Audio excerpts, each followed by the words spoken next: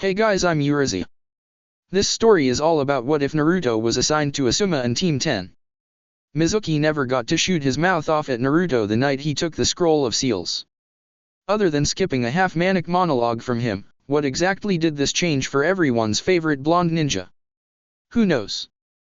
Before we proceed with the story, please like and subscribe to this channel if you liked the video, and don't forget to check the description for the other works of the author if you liked the story. Let's start. Chapter 28, The Artistic Pursuit of Being Yourself. The competitor's balcony was thinning out in a hurry. Team 7, Team 8, the Iwa team, the team from Otagakure, Team Samui, the Kiri team, and the completely obliterated team from Ame, they had all fallen to the wayside along with Team Guy, the only one of them still healthy enough to walk around being Tenten at the moment. The only ones left in the competitor's box for the last fight between the Suna team and the team consisting of Kabuto and his partners happened to be Naruto, Ino, Shikamaru, and Tenten, who had decided to sit through the rest of the day's fights to see what she could. Sakura could have been there as well, but she went with her team to the medical bay after the brutal loss at the hands of Fu, who despite being victorious went there as well to patch up her own wounds along with her teammate that had been beaten into sweet unconsciousness by Chuji.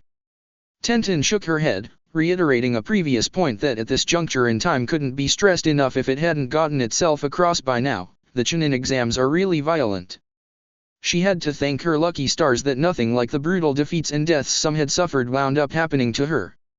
Naruto fought her entire team to immobilize, and while the methods used varied, the fact that she could still walk in a straight line was much better than could be said for some.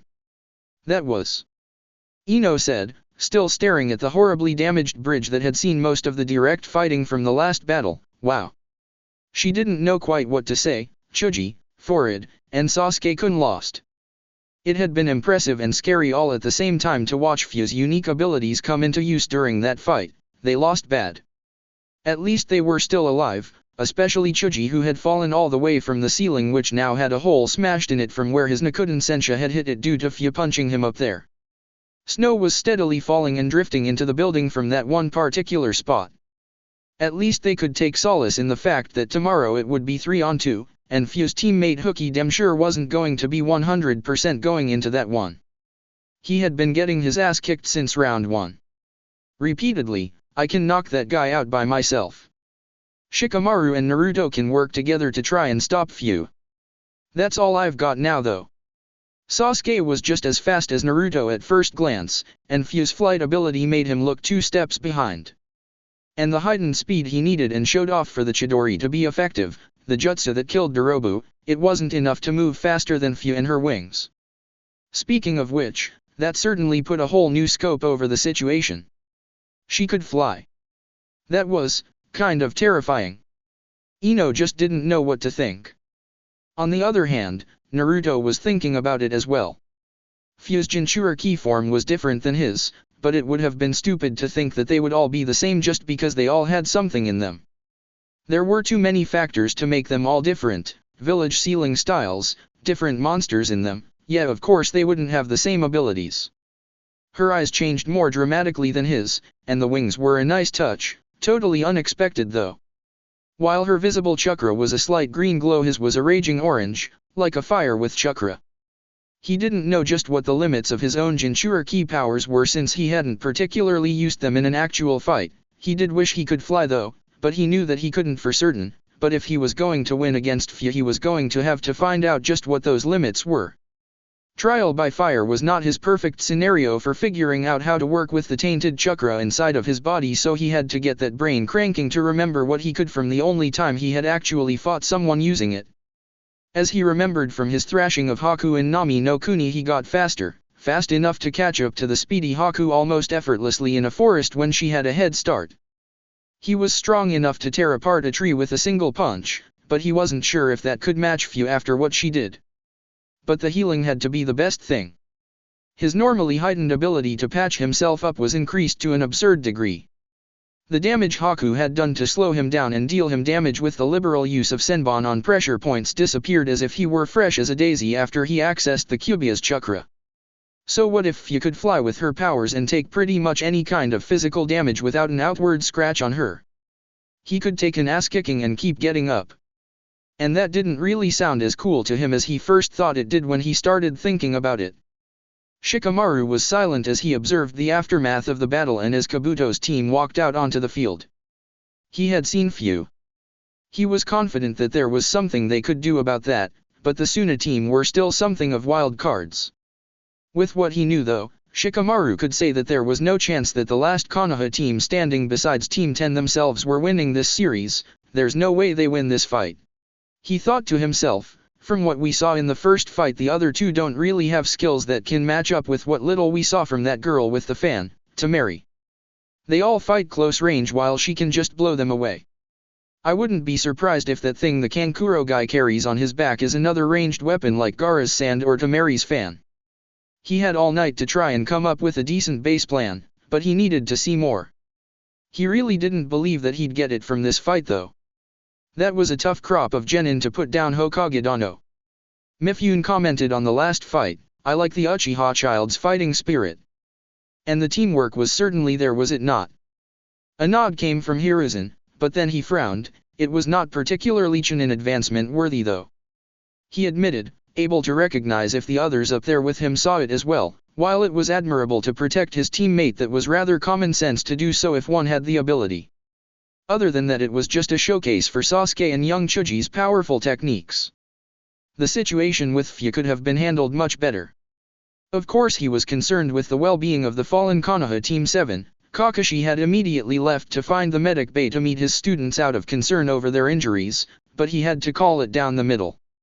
He felt it could have been handled better. Is that not harsh, Hiruzen?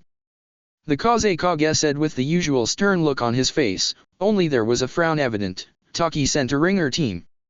Their Nanabi Jinchuriki and a user of the dangerous Jiangu Kinjutsu, the traditional guardian jutsu of the Taki Jinchuriki. I seemed to understand, in his own way at least, a Kinjutsu and a demon in one's body does not make one unbeatable. There is a way to defeat anyone, and that Konoha team most certainly went about the attempt the wrong way. But that's not to say that anyone on the Taki team has shown any reason to be promoted either. Fu is a bulldozer, you don't need a higher station in your village to be used as one of those. I believe we will have to promote Gaara, Tamari, and Kankuro in the field off of sheer merit at some point in the future. The Kazekage said rather grudgingly, not seeing the point in bringing them back to the exams if this was what would occur. Gaara is too strong, and he won't lose, but he won't show any leadership qualities whatsoever in this exam. No genin will be able to defeat him. Aside from that, Tamari and Kankuro are more concerned with staying out of his way than trying to work with him and show their own abilities. Judges will not be kind towards them for that. I actually liked the way your child fought Kazekage Dano. I admitted, it was rather brutal, that is a given, but it was effective. I won't say that the team with the Uchiha and the Akimichi boy, nor the team from Taki are untalented. It was a very impressive battle, as was the series that preceded it. He had actually gotten rather fired up when Lee started using the infamous 8 gates, it was his absolute favorite part, and he had been very disappointed when it wound up being shut down without an attack even launched. Still, he couldn't hold that against Team 10, that was a fantastic tactic to win without injury dealt. Oniki let out a chuckle, of course, it was a very wily performance. That blonde boy is just as tricky as someone else, who was it? OOP. He shrugged haplessly. I had the name for a moment but it just disappeared, like a flash. He said as a method of razzing Hiruzen, you know what I'm saying, right, Kage Dano? Not really. I replied dryly with his eyes on the field in preparation for the next fight, getting more chuckles out of Oniki as Hiruzen glared at him. Luckily the man was more concerned with watching good fight than with trying to put together pieces from his own past with what was in front of him. On the field. The look on Kabuto's face was clearly nervous as he, Yoroi, and Misumi faced the emotionless stare of Gaara. It was like they weren't even being registered as a concern to him, and that attitude seemed to fade over to Tamari and Kankuro. This time they weren't stupid after having seen the last battle Gaara had been in, they were far away from the Zen Garden. Instead both teams stood across either side of the stream/moat. If Gaara's sand couldn't touch them then there was nothing he could do to them. Jay stood on the ruined bridge, looking out ahead to the two teams standing across from each other. He wasn't getting anywhere near Gaara if he didn't have to. Quarter-final match, the last bout of the day, one team battle only. Sabaku no Gaara, Kankuro, and Temari of Suna vs.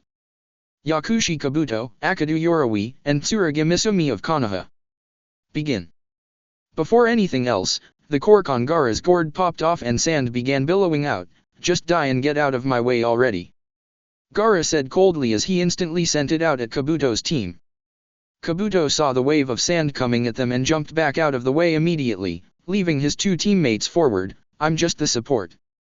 I already used most of my chakra healing them between fights last round. With a scoff, Yorawi stood his ground as a blue glow surrounded his hands. I'm not dying here, I've been a genin for long enough, thank you. Misumi jumped out to the side of his partner and in a swift feat shot his right arm out across the stream in an effort to grab at Temari, smirking behind his veil when Gaara's sand didn't try to intercept. Idiot. Temari muttered as she unfurled her fan and took a great swing of the weapon to kick up a strong wind that pushed back against Misumi's arm. Kamateiki no jutsu, sickle weasel jutsu. You'll never touch me with that. The wind managed to cut into his arm in multiple areas, getting Misumi to retract his arm in pain. Gah. Bitch. He stretched his torso and arms over towards the bridge and grabbed a hold of it before wrapping himself around a pillar. Kabuto. Get over here and heal me. I'm on it. The amateur medic genin said, racing over to his partner in an effort to assist him. Meanwhile, Yorawi was still dealing with the sand of Gaara's swimming around him. I'm not out of this yet. He said as he made a single hand seal, Mizu Bunshin no Jutsu, Water Clone Jutsu.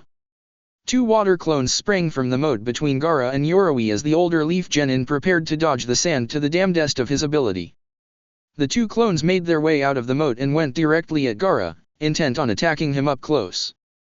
This was prevented when Gaara's sand came right back in an instant to protect him, smashing into the water clones to crush them in place, turning them back into the liquid that they had been created from.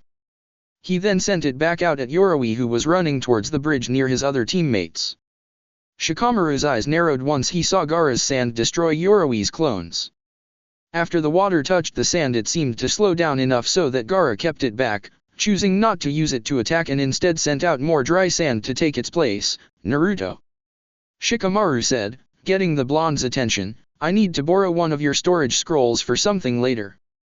The sand grabbed Yorawi around his lower body and tripped him up, dragging him back from where he had been running. He knew what would come next if he dodged and was already prepared.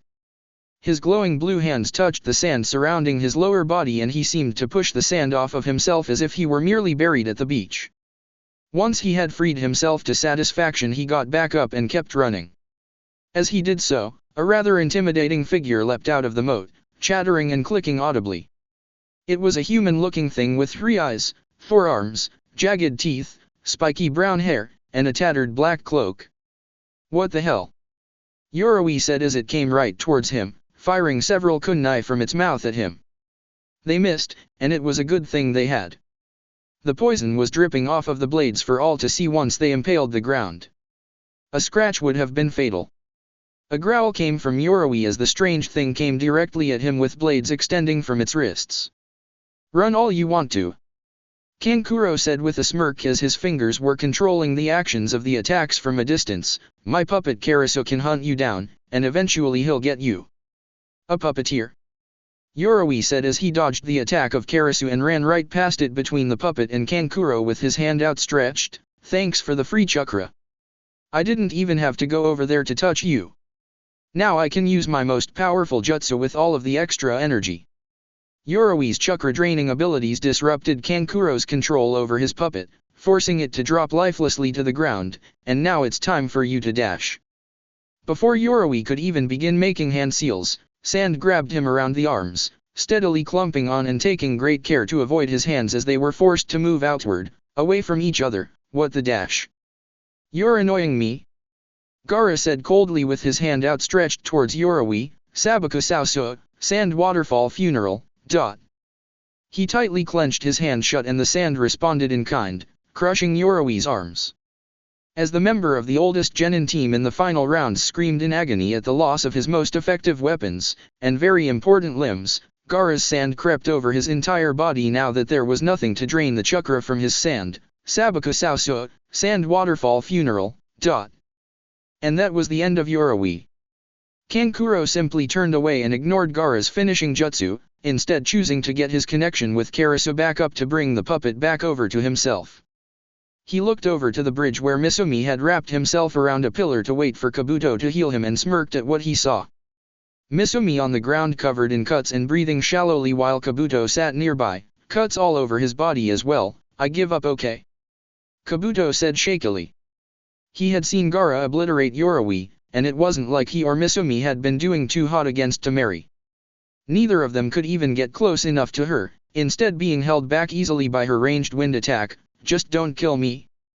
A frown came across Temari's face as she put her fan up. That's not really up to me as much as you'd like to think. With that, Gaara walked over and stared at the downed forms of Kabuto and the badly wounded Misumi. His sand began to creep towards them until a voice stopped its movement. That's enough. This fight is over. Jay said, trying to keep some semblance of control over the competition. There was already a rather considerable finals body count. It didn't need to climb any higher needlessly. One of them can't fight anymore and the other one just gave up. If you continue to attack them, then your team will be disqualified. Kankuro and Temari were perfectly alright with the battle being over. The problem was Gaara. He stared down at Kabuto as if the next few seconds would decide whether or not he would be dying miserably. Eventually Gaara blinked and his sand flew back into the gourd. He turned around and began to walk away. Fine. Kabuto looked utterly relieved that the fight was over and he hadn't been killed like Yoroi had been. With the catastrophe averted, Jay projected his voice to announce the result, the winners, and advancing to the final round with their bye as winners of Bracket 3, Sabaku no Gaara, Kankuro, and Temari of Suna. The matches will be suspended until tomorrow, ladies and gentlemen.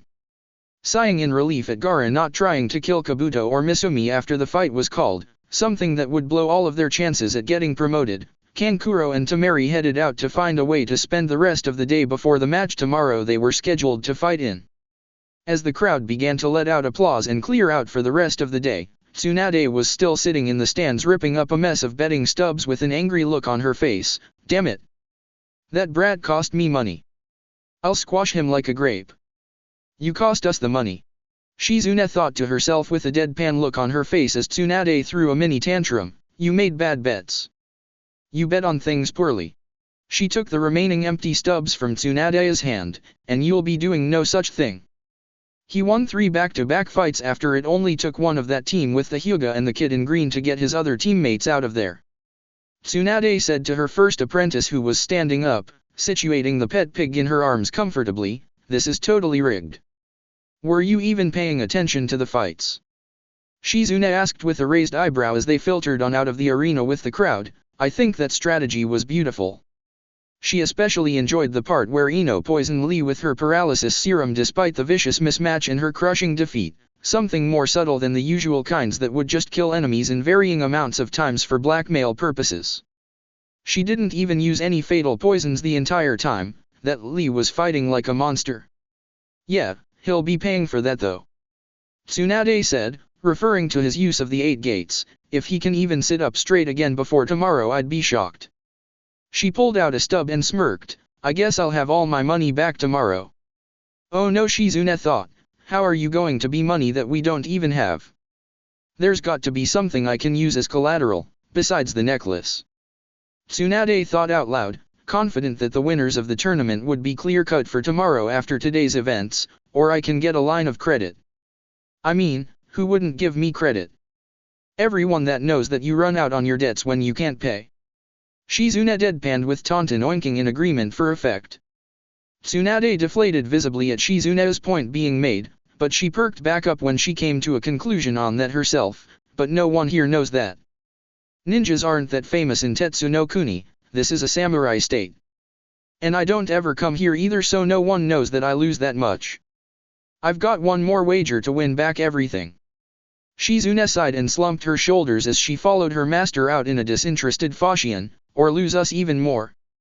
She looked down at the small pig in her arms. I wonder if the samurai will chase after us once we start running away for not paying the debts. Hours later, nearby hospital. The medics in Tetsu no Kuni were very skilled at their practice. They had to be with the very physical nature of the samurai that defended their lands liberally, but their medicine, while very good, was also slower to work than the ninjutsu-based treatments given by the medic ninja from the hidden villages. As far as the medic nin supply went, Sekka of Tsunagakuer was more or less the only one on hand for all of the villages, thus the more heavily wounded genin were left with being treated by the samurai, who were more concerned with safety and developed techniques for long-term effectiveness than with speed of treatment. Team 10 wound up going to the hospital for the injuries that Naruto and Ino had suffered during their matches, though only Ino actually wound up being treated. Much like he had been saying, Naruto was pretty much as good as he was going to get by the time that they arrived. All he wound up receiving ended up being a few bandages to cover his no longer bleeding gashes on his face and a few bruises on his body from Neji's chitin. Ino received short treatment for the beating she had gotten from Lee. She would be fine by nightfall. Shikamaru only needed a bit of rest from using so much chakra and overloading his jutsu trying to hold back Lee. Speaking of other competitors, out of Team 8 only Shino was completely unharmed. Hinata had suffered a beating similar to the one Ino had received from Fu in their first round encounter, only somewhat worse, but she would be fine in a day's time. Kiba had taken the full unprotected measure of Fu's wrath and had fractured his skull from her kick, as well as suffered a broken collarbone and 2 broken ribs. His treatment had been completed, but he hadn't woken up yet. Team Guy had Tenten in very good condition as she was trapped instead of battered into defeat. Lee had torn many of his muscles due to his use of the 8 gates. Ino's paralysis poison had left his system safely, but he had a broken nose from Naruto's final attack that put him down. Neji had taken a bit of a beating, but his real damage came from the cuts Naruto's wind jutsu had dealt him. Kabuto's team, aside from the one fatality of Akadu Yorawi, had both Kabuto and Tsuragi Misumi suffering cuts from Tamari's ranged wind assault. The 20-plus-year-old genin Misumi had tried a last-ditch attack to attack Tamari, and he had paid for it dearly prior to his defeat, ending up hurt far worse than Kabuto was. His loss of blood actually required a transfusion, unlike the silver-haired medic who was able to treat most of his own damage before his arrival.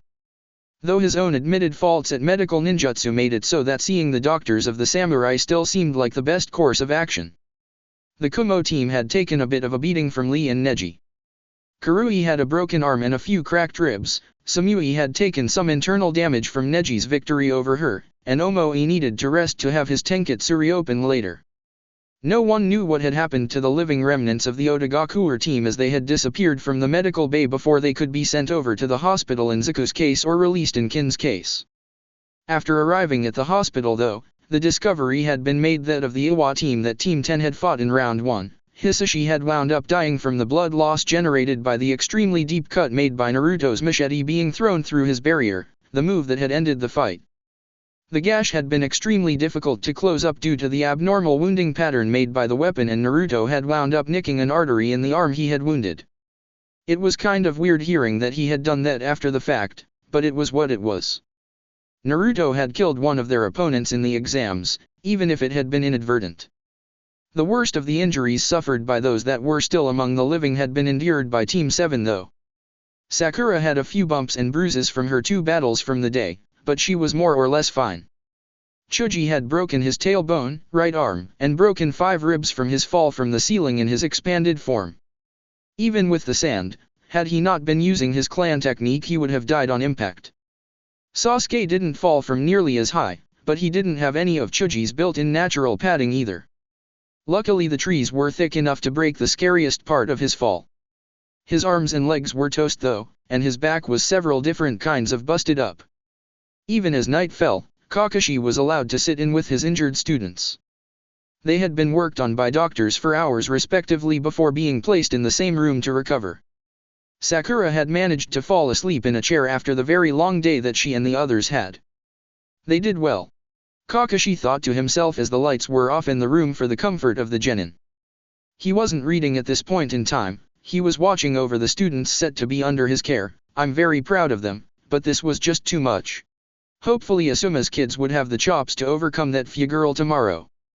She was beatable for certain, there was no one in the world that was undefeatable, but a 16-year-old Jinchuriki with the abilities Fu had would be a tough mountain to climb. And then the winner has to fight the team from Suna later in the day. That was the real kicker. There was no way that the winner of the previous match would be able to succeed in that encounter. They had all been told beforehand that fair play wasn't exactly a concern when the brackets were set up, but it was hard to believe that such a discrepancy between competitors on one end of the setup would occur. That won't end well for whoever ends up there. Elsewhere in the hospital, Misumi's body was racked with pain. Tamari's wind attacks cut him deeply. Vengeful bitch, he thought to himself. He couldn't really move or else his wounds would reopen, and this wasn't something that was particularly welcome to a person that stretched and contorted their body as their main fighting style. Now Yoroi was dead as well. Misumi didn't know why their leader had insisted on them fighting that battle. There was no particular reason to do so. Hell, Kabuto didn't even break his cover, so it wasn't like they were even really going for the win.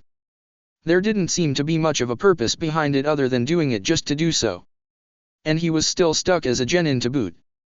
Granted, it was an undercover position, but who wants to be an undercover grunt? He never saw why Kabuto figured it was such a good stance to have. Being seen as useless was useful as a spy and all at some points, but there was only so much you could rightly do. At that moment he saw a movement from the shadows of his room. It had better not be Kabuto there to gloat. The bastard really was insufferable when there weren't any others he needed to keep his cover around. But as the shadowy figure made itself known to him, he then wished that it really had been Kabuto. Kami, how he wished it had been Kabuto. What are you doing here? Misumi asked in a frantic raised voice until his mouth was covered with sand to muffle him. His attempts to yell were not heard at all, and he desperately started to thrash in his bed to no avail as sand was already moving over his body. Mother, I know you're tired of the blood of weaklings, but just one more, you only have to suffer through one more weak one. He thought as his sand started to force its way down Misumi's mouth and throat instead of crushing him the way it usually did. Tomorrow we can kill Uzumaki or the Nanabi girl. We can take their blood, and it will be the sweetest moment. The sand that had piled into his mouth cut off Misumi's breathing. There was no noise coming from him other than the sound of choking. He couldn't even thrash his body about to make any desperate noise to get anyone's attention. As if anyone that would hear him could possibly help. Even his useless sensei wouldn't be a match for Gaara alone. So just for tonight. Gaara said as Misumi's movement finally slowed and came to a stop, his eyes frozen in horror. Just for tonight, this will have to do. I promise you'll get more soon, just be patient. Please. The sand slowly crept out of Misumi's mouth, not leaving a single grain behind anywhere as it flowed back into the gourd it had originally come from. With that, Gaara looked out of the window at the full moon, the very rarely seen moon with the country's usually cloudy weather, with his dead-looking eyes. I'll get all the blood you want, mother. All for you, all to validate my existence. On the roof of the hospital, Kabuto stood nearby a water tower, leaning against it, covered in bandages. He suddenly smirked and tilted his glasses up on his face. Well, it certainly took you longer than I thought it would to get away. Is there trouble on the home front, Orochimaru-sama? Sitting on the top of the water tower was a man with extremely pale skin to the point of it being white. He wore a gray garb that went down almost like an apron with a thick purple rope tied in a large knot behind his back, as well as tight black sleeves sticking out from the arms and black pants. He had long waist-length black hair, yellow eyes with slitted pupils, purple markings around the outsides of his eyes, and a smirk on his face. Oh, there's no trouble at all, Kabuto. Nothing more than the usual problems that come with running one's own village. Dealing with the arrangements with our new partner. The man said in a very sly-sounding manner, it's a shame about your team. What a significant loss. He didn't seem sincere in the least in that regard. Kabuto let out a laugh at that. Better them than me. There's no way I'm sticking around while Gaara is on his little bloodthirsty rampage. I feel sorry for the last Konoha team left in the exams. Talk about being stuck between a rock and a hard place. He shook his head in amusement, just thinking of what watching that desperate little struggle would be like. So speaking of our partner, how livid is Gato right now anyway? I think he was really counting on that team you sent to kill Sasuke. As if I would kill such a specimen simply because of that little toad's grudge. Orochimaru said in a derisive manner, I simply said that they would to get him to agree to funding our village. A team of their level could only be used as a means to a test Sasuke couldn't pass with flying colors. He then began to laugh slightly. I only wished I could have seen it. Kabuto held up a series of ninja info cards, one with Sasuke's picture and statistics that Kabuto picked up from his battles, the others with actual information on the battles themselves. It was a good show. The only thing that seemed able to stop him was Takigakure's Nanabi Jinchuriki. Hatake Kakashi is watching over him right now. We could possibly take him now. We could. Orochimaru said in a manner showing that he had already considered this possibility on the way there. I believe that you would be more than enough to keep Kakashi at bay if not kill him in battle, but that would call down the full force of the samurai of this country. I am not foolish enough to cause a stir in Tetsu no Kuni. Despite their neutrality towards affairs in the ninja world, there is reason that trouble isn't caused within their borders. Do not think for a moment that they won't chase us south into Oto no Kuni. Not even taking into account the multitude of shinobi here as well willing to retaliate against me. I haven't made many friends, Kabuto. So what's making a few more enemies? Kabuto joked as he got the ninja info cards up to Orochimaru. Still, I see your point. Is there anything that you do want me to do? Orochimaru accepted the cards and looked at the first one detailing Sasuke's skill with a smile that could kill a puppy. Yes. I want you to keep an eye on Sasuke-kun. A close eye.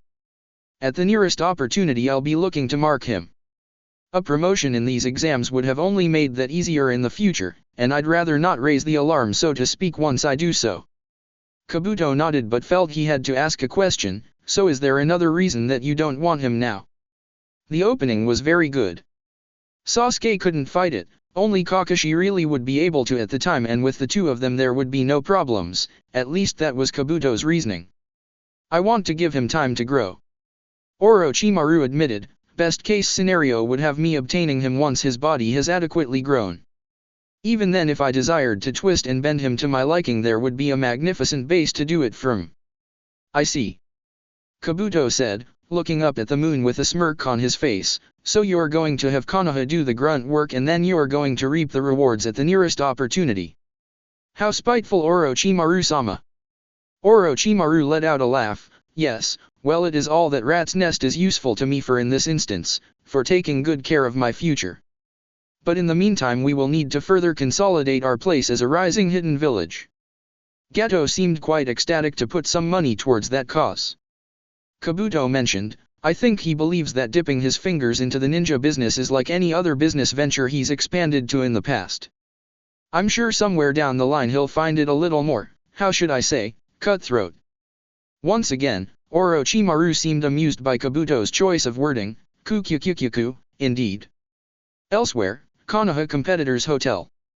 On the way back to the hotel, Team 10 found that they were the only ones from Konoha to do so with their entire squad intact, what with the multitude of hospitalized genin.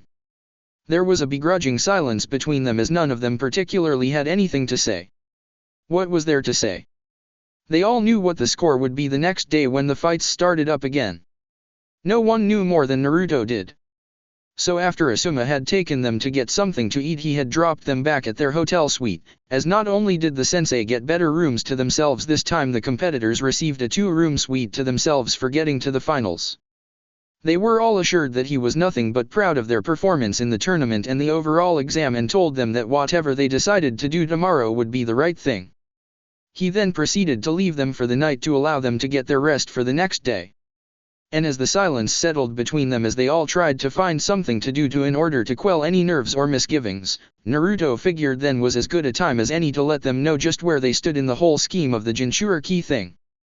Flashback, Team 10 Hotel Suite, early nightfall.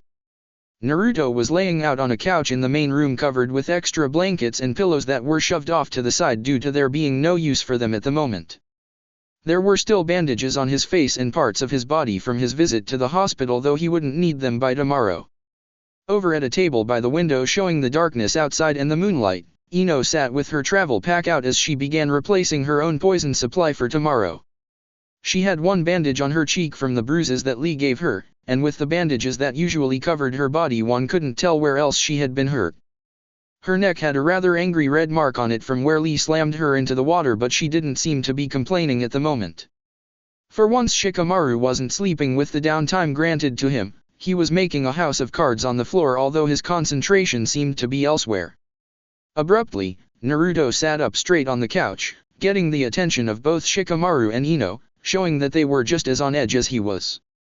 Though their reasons for such were grossly different.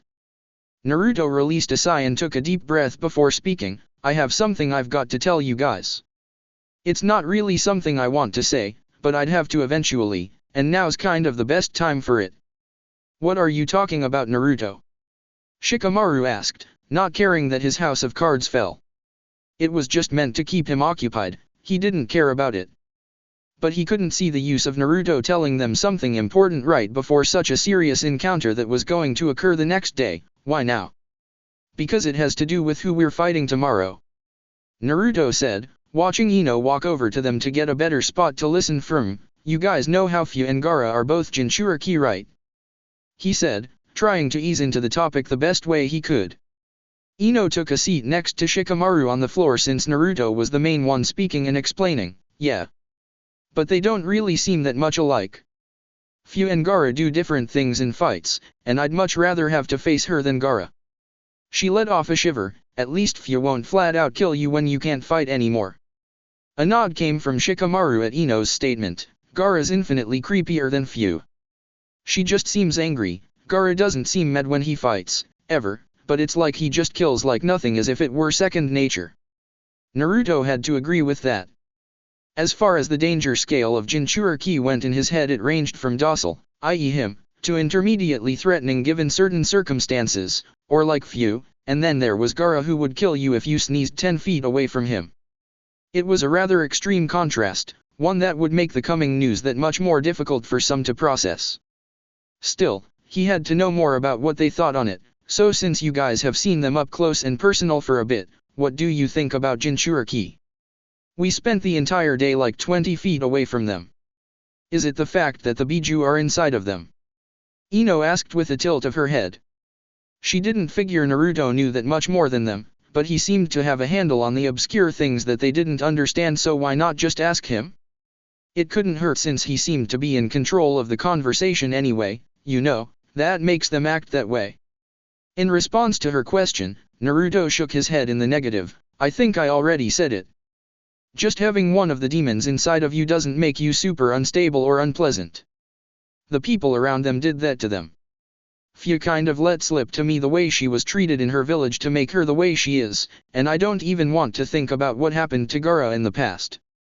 Whatever screwed that guy up had to be heavier than Naruto could imagine. Ino's blue eyes blinked. Why would anyone treat something they know could be dangerous badly? Are they crazy? Fear. Shikamaru said, trying to list reasons to her as to why people would do such a thing. Maybe just hate. I can't imagine that getting one of those things inside a person would be easy. Maybe it killed tons of people before that and the people just project the hate onto the Jinchuriki instead of the monster. It makes sense to me. It isn't right, but it makes sense. So he can put that much together, but he isn't going to get this without me telling him more. Naruto thought. There just wasn't enough from his explanation to link the word Jinchuriki to him. People will treat them as subhumans or weapons. They'll keep away from them and make sure no one goes near them just because they're scared. There's all kinds of things that happen to Jinchuriki. Shikamaru raised an eyebrow at the mournful way Naruto was speaking on the subject. Why are you telling us all of this stuff, Naruto? It's kind of obvious by now, isn't it? Naruto said with a humorless smile as Shikamaru's eyes widened in realization, but just let me ask one question before I say anything else. Does it really matter to you? Getting over his shock at more or less cracking the code, Shikamaru realized that Naruto was waiting on an answer, and Ino was confused over what he was talking about. Honestly? If I knew before I got to know you, it probably would, but there's no way it would bother me now. You may be a troublesome bastard, but you're nowhere near as much of a drag as a demon or anything. Good. Naruto said with a relieved look on his face before turning to the still lost Ino. I don't know what's going on anymore. Ino said, scratching at her temple as she knew something had gone over her head and had been lost in translation somewhere. Why'd we switch to talking about Goldie-kun and about something mattering? Oh well, if it came to an end after all of this and she didn't want to team with him anymore, at least they took it all the way to the Chunin exams beforehand. It was a good 6 months to say the very least, Ino-chan. I'm a Jinchuriki too. Even though Shikamaru had picked up on it moments ago, hearing him openly admit it was something that still hit him right in the stomach. Ino on the other hand was just staring at him with her mouth hanging open. You've got a monster stuck inside of you like Fuorgara. A said nod was the answer, but how? Why? And which one? I already know which one. Shikamaru said with a groan and a hand over his face, there's only one that makes any kind of sense, and the only one any person our age knows anything about at all. Damn Naruto, how did you end up with that thing in you? I say the same thing all the time. Naruto returned dryly. Stop talking like I know what's going on. Ino suddenly exclaimed, waving her fists. It was like being a child stuck in the middle of an adult conversation. You can hear everything but you can't really contribute. What's in him? She demanded. Kyuubi. Naruto and Shikamaru said at the exact same time, looking at each other to make sure that they were on the same page in this instance. Bullshit. Ino said flippantly, the Yondaime Hokage beat it way back in the day, remember? Why is it stuck in Naruto? How on earth would it have gotten there? In response, Naruto with a deadpan look on his face held up an empty sealing scroll from his supply and a folded Fuma shuriken. He used the wicked blade to destroy the scroll before pulling out another one and unfurling it, proceeding to seal the weapon away inside of it. Does that explain it well enough, or do I actually need to use words? Ino just sat there staring at him with a blank expression on her face. Shikamaru sighed and chose to actually use words instead of a crappy visual aid to explain. The Kyuubi is the shuriken. The first scroll that Naruto cut up represents the people that the Kyuubi killed as a way of explaining that it was the Kyuubi. The second scroll is him. The Yondaime beat the Kyuubi by sealing it into Naruto with Fuinjutsu like Naruto sealed the shuriken away. He couldn't kill it, so that's what he did with it. Naruto said with a shrug. Ino was starting to get the picture. Why you though? I say that same thing all the time. Naruto once again returned dryly to his fellow blonde. I guess I'm just the closest kid he could pick up in time for it. Either my parents were killed in the attack or they dumped me after they realized I was stuck with the Kyuubi for life. That's the best explanation I could come up with as to why I don't have family when I'm supposed to be in a clan. That's terrible. Ino said, I don't think your parents would ever do anything like that. The other alternative theory on his parents' fate was the original one, that they were dead, and it was still a crappy substitute for being abandoned. You can't use any attacks like what Fu can do or Gaara. Naruto shook his head, you've just never seen me do it. In Nami no Kuni, when I thought you guys were dead, that was the first time I ever did anything. It was out of anger, so I wasn't paying attention to what I was doing and I didn't know it until I found out that I was a Jinchuriki. I never knew, but every adult in Konoha did. As far as things went for Shikamaru, it was pretty simple after the fact that Naruto had the Kyuubi inside of him. Was he a dangerous person? Other than the obvious fact that he was a ninja, no, he wasn't dangerous or unstable. And he was a buddy. A good friend. So things were a-okay with Shikamaru. Ino on the other hand had to take a moment to think. In school she had heard others say that their parents told them to stay away from Naruto, that he was a bad person. She had never even bothered to ask why, she had just gone along with it until it had become second nature to see Naruto as nothing. If it had happened like that with her, then how many others were told the same? How many of the adults in the village hated Naruto vicariously through their kids?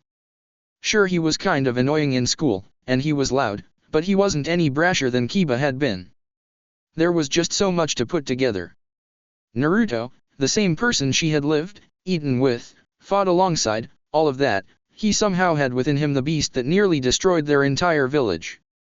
I think I'm going to get ready for bed. Ino said, getting up demurely, greatly out of her character as she walked towards one of the two rooms slated as hers. Good night, Shikamaru. Naruto. She sounded a little shaken up by the whole thing when she had spoken to them. Shikamaru looked at Ino as she walked to her room, a frown evident on his face. The door to the room shut and he turned towards Naruto, who was looking the same way as well. Hey Naruto, are you going to be alright after telling us dash? Naruto nodded quietly before speaking up to his genius partner. I think she's scared of me. He admitted quietly, I kind of thought that it would happen, but it still sucks, you know. Shikamaru wound up walking over to Naruto and putting a hand on his shoulder before speaking. Hey, just give her a little time. I don't think she hates you or blames you or even thinks that you're the demon at all. Nothing like that. It is pretty shocking stuff. Yeah, but he saw into her eyes before she left, and he knew what fear looked like when someone looked at him. I think I'm going to go to bed too. I'll see you tomorrow, Shikamaru. He said, getting Shikamaru to head towards the room that was his own while he started gathering together the bedding on the couch. End flashback. So with that, the young genin team broke off for the night and split up in their suite. The way Ino had her own room, Shikamaru had his own as well. Naruto and Shikamaru would have been rooming together, but sleeping in the same tent or room and the same bed with another person were completely different things. Not particularly because it was strange or anything, but because Naruto would rather hit the couch than share such a close proximity with someone else, as he was far too used being all alone at night. Shikamaru simply rolled with it since he seemed so sure about it, and Naruto slept out on the couch for the first night they had been there before the tournament and that night as well. He tried to sleep, but it was just a semi-aware hazy state where he was trying to sleep but just couldn't take that last step to actually get there, either because something in his own head wouldn't let him or for whatever reason. Still, the fact that he was awake meant that he could feel the door to one of the rooms open up and could feel the presence of someone exiting the room. A burst of his sonar jutsu had him sensing Ino as she walked out. The blonde girl had her long hair down instead of up in her usual ponytail, and she had on a light purple set of pajamas as she drifted barefoot through the room. She walked in front of the couch that Naruto was sleeping on and seemed to look at him as best as she could in the low light. Naruto wished that he could make out facial expressions with his sonar jutsu, but he still had trouble distinguishing exact figures with it. He knew it was Ino from the room she had exited from, and because of the feel of her chakra itself. "Are you awake?" Ino finally asked quietly, getting no response from Naruto, who was trying to fake it. "I know you are. If you were actually asleep then you'd be all sprawled out on the couch and snoring a bit. It was so cute back in Nami no Kuni when you dash dot." "Okay. I'm awake, Ino-chan," Naruto said, cutting her off from going into any more detail about his sleeping habits and getting a giggle from her. "So why are you up?" Ino crouched down from her distance to him as if to get closer to eye level with the resting Jinchuriki. "I couldn't sleep. I tried for hours but I just couldn't do it. Using my sleep toxin to put myself to sleep is a really bad idea too, even if I wasn't immune to it in the first place." Her eyes turned away from Naruto before she spoke again. "I guess I'm kind of scared." "I'm sorry," Naruto said before he could stop himself. Ino blinked in surprise of hearing him cut her off in such a manner. "I should have waited before saying something about the Kyuubi, and I kept wondering if I even should have said anything at all. But you deserved to know, especially with what's going on tomorrow and who we're facing. I'm sorry I scared you." Ino kept silent until he was done speaking before crawling over to him to sit on her knees in front of him, pulling his strange animal sleeping cap off and flicking him on the forehead, eliciting a yipe of pain from him. "I'm not scared of you, stupid. I could never be scared of you. Goldie-kun is too much of a sweetie to ever be scared of, Kyuubi or not. You might as well not even have it for as much influence as it has over you." She didn't know how much it meant to him to hear that come from her. "It's Gaara and Fu, even though I'm less scared of one than the other. It's not me," Naruto thought to himself in relief. He didn't know how tightly he had been holding his breath in his chest since Ino had walked away that night. "It's just," Ino kept explaining, wringing her hands in a nervous motion, "I look at them and I look at you, and how could anyone ever be scared of you? You never even get met, and even then I don't remember ever hearing about you doing anything to make anyone scared of you. But with them it's clear why they're dangerous, and they're so strong. And even if we somehow get past Fu and her teammate without getting turned into paste, then we have to fight Gaara, and if we lose before we get to him then he'll kill us all for sure, and he's already said that no matter what he's going to kill you. Naruto, he's going to kill Dash." Sensing that Ino was starting to panic, Naruto sat up from his place on the couch and quickly reached out for Ino, pulling her towards him. The side of her head and face impacted off of his chest, and at the very least the surprise of him doing such a thing got her to stop before she started getting out of hand. During her rant in the moonlight he could see the liquid beginning to well up in her eyes, and once he heard her voice start to break that was all he could take. As had been expressed in his opinion before, such a painfully pretty face should never have to cry. Ino for her part was mostly just surprised. "G Goldie Ku dash. Naruto. In the past she had freely taken it upon herself to grab him and wantonly hug him tightly, either as a method to tease him or as a legitimate show of affection for someone that she quickly learned hadn't received much of it at all. This was a direct opposite of anything that he had ever done to her. He'd play with her back, but this seemed far more serious. What are you doing? Tell me what you hear right now, Ino-chan. Naruto said quietly, seemingly trying to calm her down. It seemed to work as her breathing had slowed down from borderline hyperventilation levels to a more normal and serene one. In Ino's ears she listened and tried to pick up on what he was talking about. She couldn't hear anything much other than the wind blowing outside, and barely at that. She shut her eyes to try and focus before she realized exactly what he might have been implying. Her ear was right up against it. I can hear your heartbeat. It was really strong. She couldn't feel anything erratic about its rhythm at all, and it kind of annoyed her that he could hold her that close and not even be nervous about it, but that wasn't important. Is that what you're talking about? Yeah. Naruto said before holding her away from him to look directly at her. Listen to me. I promise, I won't let anything happen to you. You and Shikamaru are my best friends. I'm not going to let you two die or get maimed because Gaara wants to fight me. Either way, win or lose to Fu or not, I'll solve this myself. Ino raised an eyebrow. Solve it yourself? Naruto, tell Asuma-sensei. At dinner you didn't say anything about it at all, and you pretty much mad-dogged me and Shikamaru into keeping our mouths shut. Why?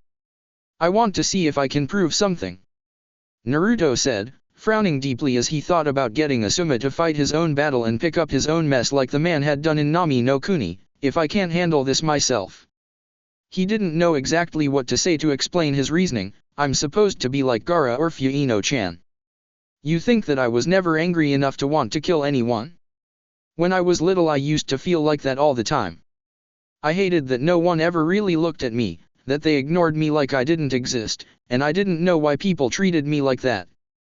I didn't know why people seemed to want me to just disappear, and I just wanted them all to die.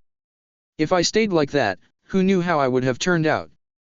Maybe spiteful of the people around himself like Fu to the point where he would lash out freely, or just crazy enough to act on his impulses to kill the way that Gaara did.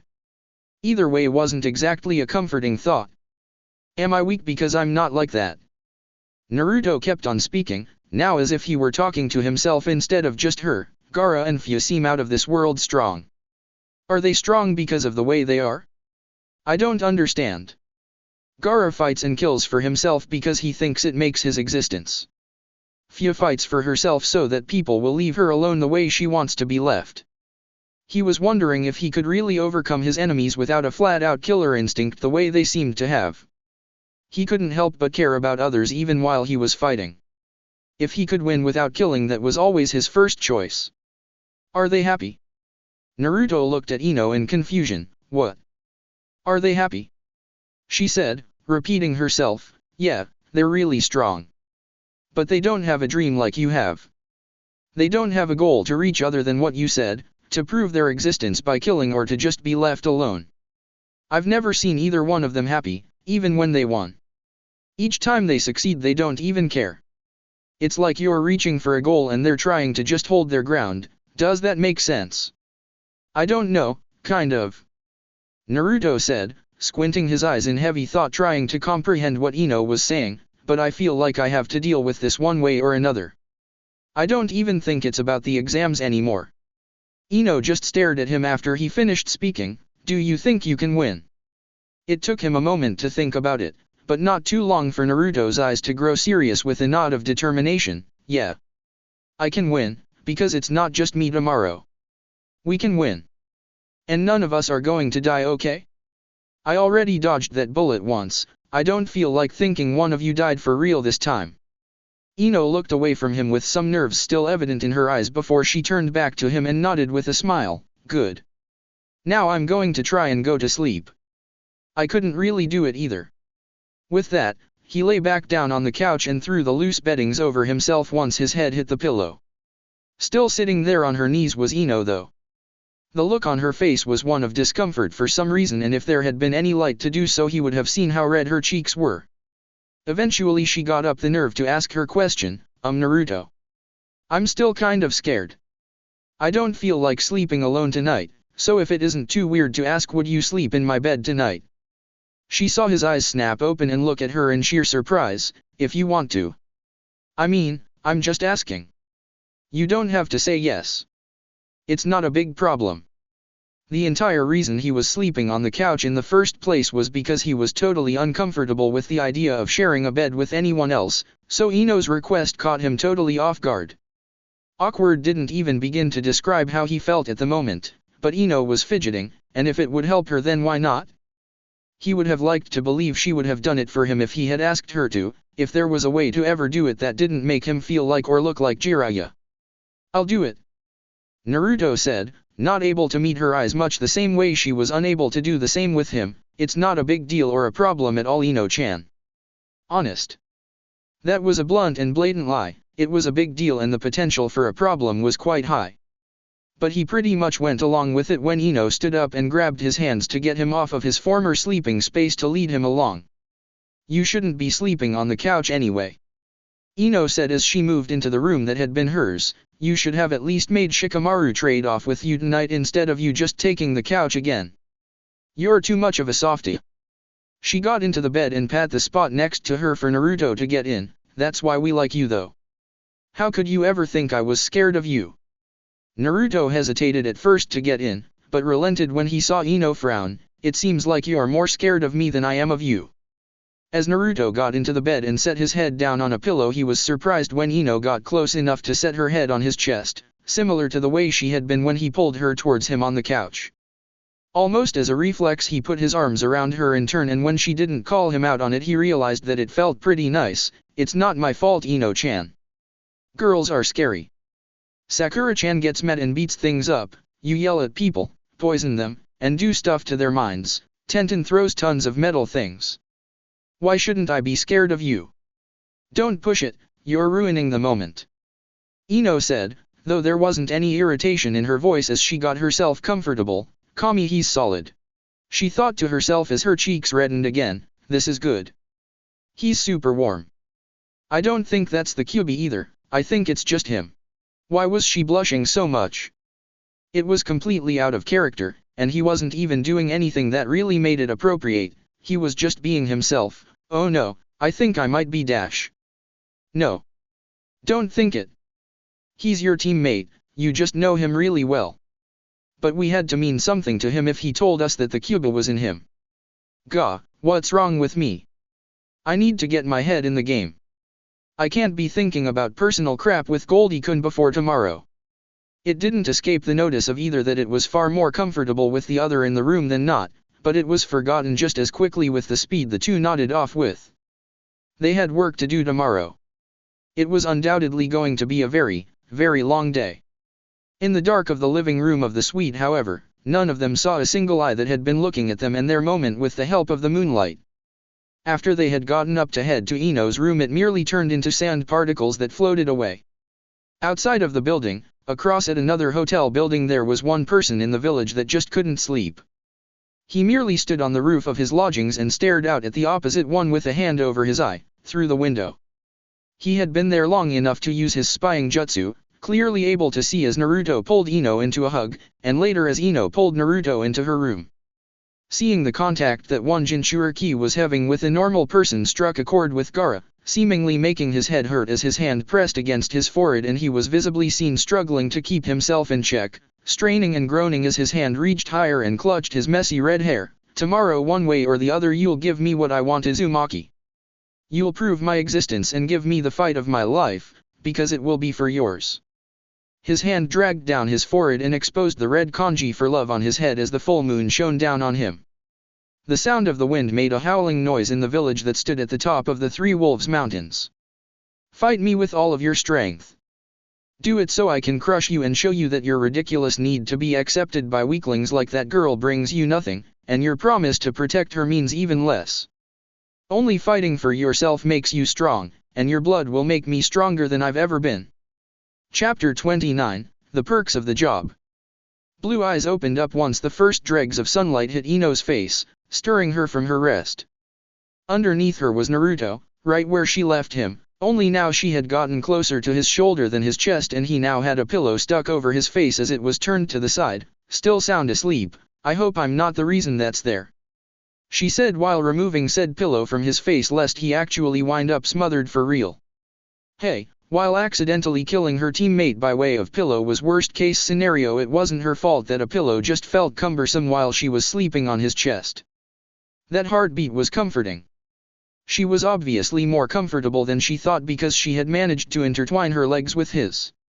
He was never to know that, and it was lucky that he slept so heavily as she freed herself from him and got up out of bed, because what was she possibly going to say, something even more awkward than the practice of getting him in there last night in the first place?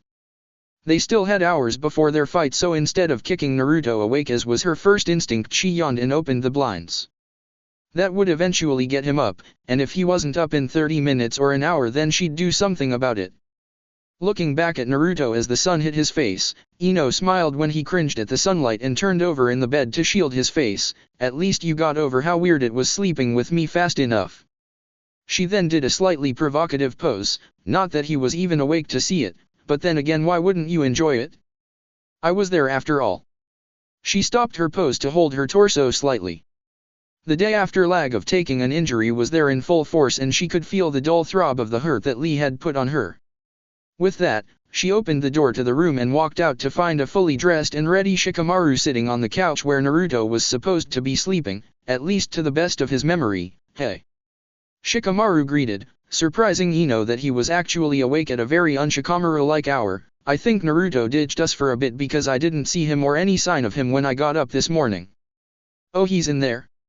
Ino said, pointing her thumb behind herself into her room with quite the pleased look on her face. He spent the night with his beloved Ino-chan, one wonderful night he'll never forget. She let out a satisfied sigh as she plopped down on the couch next to Shikamaru. He just couldn't keep his hands off of me. Red quickly sprang to Shikamaru's face as his mind dropped to the gutter almost immediately upon Ino's utterance of her statement. Are you serious? His head slowly turned towards Ino's room where the door was open and he could see a lump that was still in the bed. Obviously Naruto, you can't be serious. Ino gave him a dry look while inwardly she was laughing. Well, look around. Goldie-kun's in there. I came out of there just now. There's no way I'm ever sleeping on a couch unless the couch is the best option available. Put the pieces together, Shikamaru. She then added something in an attempt to go for the proverbial knockout. He was a complete gentleman if it makes you feel better. He didn't do anything I didn't want him to do and he didn't force anything on me. That was true, however it still sounded wrong. And that was Ino's intention all along, because it was still about to get worse. It was actually more comfortable than I thought it would be. I don't know what people talk about saying that the first time sleeping with someone hurts. It was like we were a perfect fit. And that was all Shikamaru could take before he collapsed on the arm of the couch with blood dripping from his nose. Nodding to herself for a job well done, a cat-like smirk on her face, she got up and headed for the bathroom to get ready for the day. She'd wake both Naruto and Shikamaru up after she was done. As she walked back into the bedroom and grabbed her toiletries, she wondered how well the same trick would work on Asuma. The final day of the exams had come and many vendors and merchants were up bright and early to pack up their things, prepared to leave immediately to return home once the event came to an end. Until then, those that had tickets once again packed the arena prepared to watch the last matches up close and personal. Those without once again crowded the main plaza of the village outside of the arena to watch on the screen out there as well. There's no way I'm losing today's wager. Tsunade chirped brightly as she and Shizuna made their way back into the arena they had just been in the day before. It's so easy. All I had to do was heap the cash on the Dark Horse team. It'll make back what I lost and then some. Shizuna was surprised at hearing that from her master. That means you're betting on the Konoha team with Uzumaki Naruto on it? Wow, Tsunade-sama, I thought you didn't believe in him to win.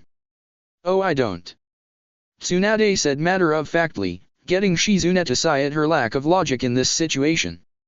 Why bet on someone you don't believe can win? That's asinine, but we're already in the red anyway, so if he loses we'll just be further in debt. If that team wins the whole thing though, then consider our debts cleared with a nice little chunk to go into our pockets as well. The sucker's bet isn't such a sucker move this time. Shizuna merely smiled as they made their way to their seats through the rows. I'd like to think they can win. It would be nice for a change, wouldn't it? I thought they were good kids and they seem to be rather good shinobi as well. In response to her assistant's thoughts and hopes on the matter, Tsunade frowned heavily. It doesn't matter how good they are or how nice it would be for them to win Shizune. That's not the way things work in this world. The odds are against them here. Even if they win the first one, then what will they do with the second fight? You saw that team. It isn't a bad thing to hope for good things to happen. Shizune said. Tsunade had been like this ever since she had left Konoha with her all those years ago. It was really depressing most of the time to hear how she didn't think anyone with an actual goal could do it, or if anyone felt that they could do something impossible she would just cut into them. There's always a chance. Not hearing anything out of Tsunade, it was evident that the conversation was over, eliciting a sigh from the dark-haired woman. Konohagakure no Sato, Exhibition Stadium. Aside from the wanton violence from Gaara on Akadu Yoroi that had ended yesterday's viewing experience, the stadium was buzzing over the possibility of if the last remaining Konoha team could win. The seats were filled again with even more people down on the field itself with blankets and the like spread out so that they could sit on the ground and watch. Hanabi was barely able to hide how excited she was as she was nearly bouncing in her seat waiting on the fight. Father, do you know anything about Naruto Onizuma? She looked around and thought of something from yesterday. A lot of people seem to know who he is, more than they did Neji. A frown then came over her young face, but they don't really seem to like him either. At least not until the fight started. Her ears weren't terrible in place of her eyes being so good. Yesterday Hanabi was able to decipher quite a bit of the conversations going on around her, even though there was nothing really definite in what was said. There were more than a few mean-spirited tones of voice though. Naruto's performance in the comeback was impressive enough to win a good deal of spectators over by the end, however. Hayashi would have to later ask his daughter about how she knew Naruto, and what necessarily he had done to get her buzzing about him so much. Until yesterday Hayashi hadn't even been aware that Hanabi even had any friends outside of the clan, and even they couldn't really be classified as her friends. Yet she somehow ran smack into Uzumaki Naruto out of the blue and cheered for him over her own blood, albeit Neji wasn't necessarily close to her. Still, she brought up a point that was a sore subject for many. Not necessarily him in particular, but among many others in the clan, why did people inherently dislike Naruto? This was her question, and he couldn't answer it. It is not my place to say. Hayashi responded to the little girl with a serious expression. It is something of a personal secret that very few are privy to. Very few her age at least. Every adult within a 50-mile radius of Konoha seemed to know about it. It seems as if he is changing the opinion of many though. The people don't seem to despise Uzumaki Naruto as much any longer. Who hates the boss? A bratty male voice said, and, wait, did his daughter just growl? She definitely activated her Byakugan on reflex, that much was clear for him to see. They had been sitting by the aisle, and Hanabi hopped right out of her seat, turning up the steps and pointing her little finger at the one that had spoken. What are you doing here, Kono Baka? Hanabi asked, and indeed it was Kono Amuro with Mogi and Udon in tow. Don't tell me you skipped school and snuck in here. And you call yourself Naruto Onizuma's number 2, he'd never excuse that. Oh, if only she knew just what Naruto was willing to excuse and condone. Someone had a little bit more to learn. But Kono Amuro jumped to take the bait. I came here because I heard that boss kicked so much ass yesterday he was going to do it again today. He took on a victorious look and rubbed his nose. Heh. It wasn't really that hard to convince Iruka-sensei that it was a good idea to come and watch today. Mogi got close to Kono Amuru's ear to whisper to him, but Kono Amuru, yesterday at the end of class you held onto Iruka-sensei's leg and almost started crying in the middle of class to get him to take us all out here for the end of the contest. Kono Amuru sputtered and was only thankful that Mogi had been quiet enough to keep Hanabi from hearing that, and then he saw her smirk, because her Byakugan was on and she could clearly read lips. Who is this girl, Kono Amuru? Udon asked, pointing at Hanabi who had turned her Byakugan off due to just wasting chakra at that point. A scoundrel apprentice of the boss. Kono Amuru shouted, stepping forward and shaking a fist at Hanabi. She doesn't even know any of the boss's secret techniques or anything and she thinks that she's his number 2. At this point Hayashi could only raise an eyebrow at Hanabi's ongoing interaction with these random kids. Once again he had to wonder how on earth she managed to meet them, or at least how did she meet Kono Amuru since he was the one she was arguing with. I am not a scoundrel apprentice. Hanabi replied haughtily, and you say Naruto Onizuma has taught you his secret techniques, he obviously hasn't taught you the good one. Her eyes filled with admiration as she remembered the force of Naruto's jutsu that hurt her eyes and how Kano Amaru most definitely didn't know how to do it. Yes, he was most certainly magnanimous to keep such a jutsu out of the hands of those that would abuse its awesome power. He has more wisdom than to teach such a powerful jutsu to an oaf that would use it in the street to harm innocent bystanders. I am not an oaf. Kano Amaru disputed, take that back. He made to walk down the steps but missed the placement of his foot. He would have fallen down the stairs had he not been grabbed by the back of his scarf and lifted into the air. He breathed a sigh of relief, but paled when he realized who was holding on to him. You thought it was okay to just run off from the classes, Kano Amaru? Iruka said, holding the boy up with a look on his face that promised that repercussions were going to be paid soon. You can't run up into the stands and bother others. You're representing the class and the academy when you pull stunts like that. He rubbed the bridge of his nose as a stress reliever. Honestly, I didn't figure I'd have anyone near as troublesome again after After Naruto graduated. Kano Amaru offered up hopefully, getting nods from Mogi and Udon, who had also heard Naruto tell them of the things he had gotten up to when he was their age. Iruka gave Kano Amaru a shake and a stern look. I brought you here so that you would all pay attention and watch what could be you one day if you work hard enough. These are genin out there fighting. That's what you'll be once you graduate too, and if you're talented enough you could be the next rookies to make it in the exams. Now back to the field with the rest of the class, and if I have to look for you again you don't want to know what I'll have you do.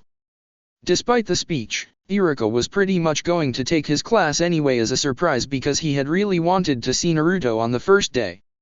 Scheduling wouldn't allow him to do so, and then when Kano Amaru started the desperate begging yesterday, the other teachers thought it would be a good idea to tag along and take their classes too, all of them. So the entire academy was out on the field watching the exam conclusion. It was going to be hell keeping watch over those little bastards for too long if the matches didn't start soon. The joys of teaching. Excuse me. Iruka's attention turned towards Hayashi as the man remained in his seat, unaffected by the argument between the kids. Iruka looked towards him as Hanabi sat back in her seat next to her father. Yes, Hyuga-san, I apologize. Kano Amaru is a little something of a troublemaker. He cleared his throat before speaking again. I hope he didn't cause too much trouble. It's fine. Hayashi said, looking at Hanabi. I believe it was just as much Hanabi here as much as your student. Hanabi had to fight the urge to pout at getting in trouble because of Kano Amaru. I believe it's about time she enrolls in the Ninja Academy so that she can learn to interact better with others. Hanabi stared wide-eyed at her father. Was he really going to finally put her in the academy? That would have been great. She wondered why it had taken so long in the first place. She could have been enrolled at the end of the last semester. Iruka nodded and looked down at Hanabi, giving the little girl a smile as he kept speaking to Hayashi. Of course, I don't think that would be any trouble at all. If you don't mind stopping by the academy after the exams are over, we can get most of her paperwork and things handled then. I hope you are in my class. He finished to Hanabi before excusing himself to make sure Kano Amaru was heading back down to the field and not bothering anyone else in the crowd. Tetsu no Kuni, Chunin Exams Arena, private VIP box. Gato didn't even know why he was still in Tetsu no Kuni. The hits he had put out on Team 10 hadn't ended with some of those little bastards dying miserably, and the Oto Genin team that had fought Team 7 failed. Still, watching Fu smash the Uchiha and the Akimichi into paste was satisfying. So maybe the fact that the second Konoha team was fighting against that girl and her single remaining teammate that day kept him around? And hey, if they won that match too, then they would just get squashed by the homicidal kid with the sand in the finals. So either way he'd get a touch of fulfillment out of the day's proceedings. You have company, Gato-sama. One of his masked Otogaku bodyguards said, knocking on the door from outside. It's an important guest. I'll be the judge of that. Gato said as he gripped the cane he possessed with a hidden sword inside in preparation for the door to open. Let whoever it is in already. Having already dodged death from Kakashi and his brats once before, he now had a mixture of bravery in the face of frontline odds and a newfound cowardice for unknowns. It was strange, but at least the squads of Oto shinobi that Orochimaru gave him to command as a gesture of good faith were efficient guards. Good at dirty work too. Now Gato, that's not a very hospitable attitude for one to have. That voice made Gato's blood turn somewhat cold at the sound of it, and this was supposed to be his business partner. Ah! Gato jumped up from his cushy chair and ran to the door to find Orochimaru already inside with the door closed behind him. Orochimaru, what brings you here to the exams? I thought you were busy budgeting the funds I fronted you. Orochimaru moved past Gato, delighting in the cowardice of the man once he realized he was in the presence of his undisputed better, money or not, and it wasn't like Orochimaru himself had a shortage of it. He commandeered Gato's chair, taking a seat where the man once sat without even asking. What was he really going to do about it? Nothing at all. What can I say, Gato? It was far easier to appropriate the needs than I thought it would be, and I do love a good show. Why? Are you not happy to see me here? His tone was pleasant enough, but like everything else he said there was an air of danger to it. That's not it at all. I was just under the impression that we weren't going to meet up and speak again until your other business had been squared away. Gato said, not really caring about the loss of his seat now that one of the most dangerous men that had ever lived happened to be right there in front of him. Aren't you worried about the samurai or any of the other ninja getting wind of you being here? A laugh came from Orochimaru. Aside from you there is only one other person aside from the guard outside that even knows I'm in this country, and it should stay that way. This is a private box, isn't it? Gato moved into his field of vision, nodding furiously. Then there isn't a problem at all. I'll merely slip out with the crowd after everything is over. Well, it wasn't like they were looking for him anyway, just trouble in general. And with all of the people moving about the village it wasn't like it would be hard for him to hide if he really wanted or needed to. Attempting to regain his composure, Gato adjusted his tie and went over to the bar section of his box to get himself and Orochimaru something to drink. Well, it's good that you're here anyway. I've come across some opportunities for your village to get a lot more work. It's something I thought you'd be interested in. So I figured, why not bring it up the next time we saw each other? Do tell. Orochimaru said. Despite his sarcastic, apathetic response, it couldn't be said that Gato didn't know his way around a deal, and if he was stupid enough to double-cross him it wasn't like Orochimaru was going to venture out for anything other than his own direct interests. The man would be dead before all of the chips even fell. Gato had little to nothing on Otogakure anyway. No info on any bases or anything. The Mizukage's manpower is starting to run dry. Gato said as he brought Orochimaru the glass that he had been pouring over at the bar. His little civil war is costing him way more than he's gaining by trying to kill bloodline users. They're picking him apart from the shadows since open war would still be outright suicide. It seems he's looking to outsource since the losses are starting to pile up. There are so many islands in Mizu no Kuni they're difficult to find. Bloodline users. Orochimaru thought with a shine in his eye that Gato couldn't see. I'll take that into consideration, Gato. Thank you for the input. If he found a way to get the Mizukage to allow him to lend assistance, then he would have free rein to capture any bloodline users his forces wound up coming across in Mizu no Kuni. Maybe he could even find another gem like Kimimaro. The possibilities for advancement in this situation were massive. It wasn't just something that he could ignore. And aside from that, he needed allies and pawns. The Kazekage wouldn't even let him close enough to hear him out. Competitor's box. Stop doing sit ups and come down, Naruto. Shikamaru said from his place on the bench as Naruto was banging out said exercises non-stop for no apparent reason. It was as close to having a strategic conversation with Rock Lee as Shikamaru figured he would have any time soon. I never thought I'd ever say this, but I don't think you have the room to be wasting your energy today. The second his eyes opened and his foot hit the floor that morning, Naruto was on and buzzing. It wasn't a panicked or nervous thing, it was like time was rolling by too slowly for him, so he made up for it by keeping himself busy with random things. And while the fallout from Ino's joke on Shikamaru slowed him down for 10 minutes so that he could clear his name and explain, something that became way easier when Ino's laughter could be heard from the bathroom, he had pretty much been like that all morning. I'm warming up, Naruto said, refusing to stop. I think you're about as warm as you're going to get. Shikamaru quipped in return before holding his hand out. Did you do what I asked you to yesterday?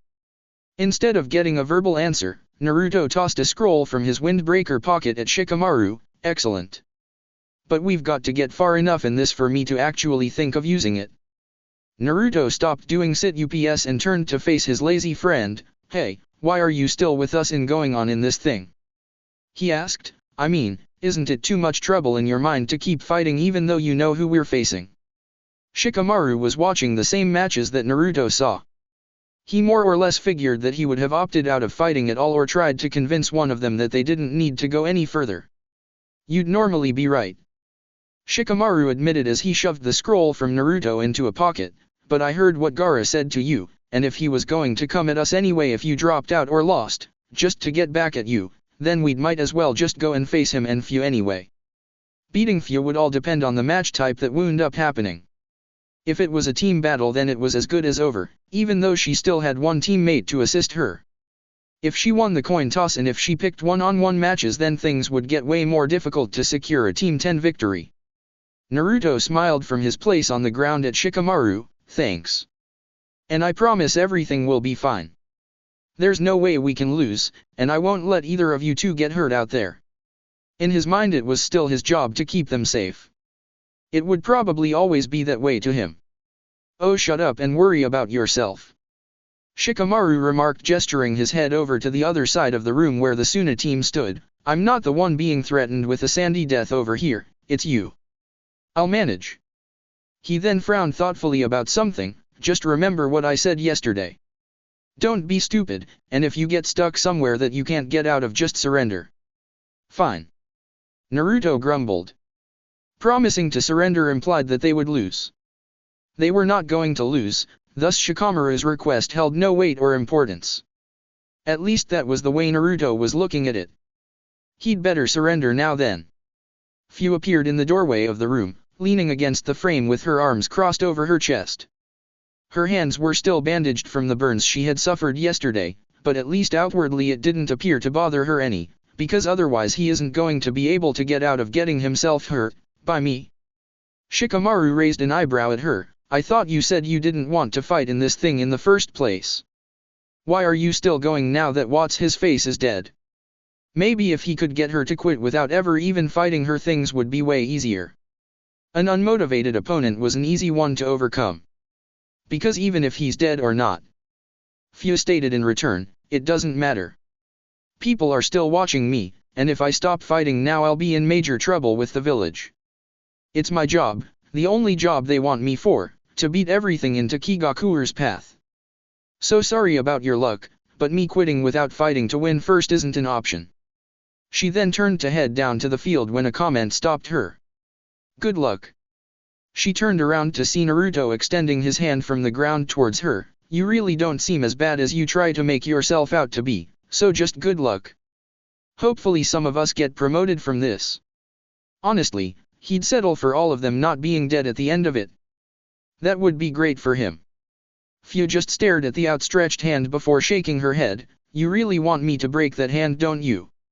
She then returned to walking back towards the stairwell to head to the field. Naruto sighed as he reeled his hand back. He figured it wouldn't be as easy as just trying to assure someone like her that not everyone was out to get her the way she seemed to believe they were. And the fact that they were about to fight didn't make it any better either.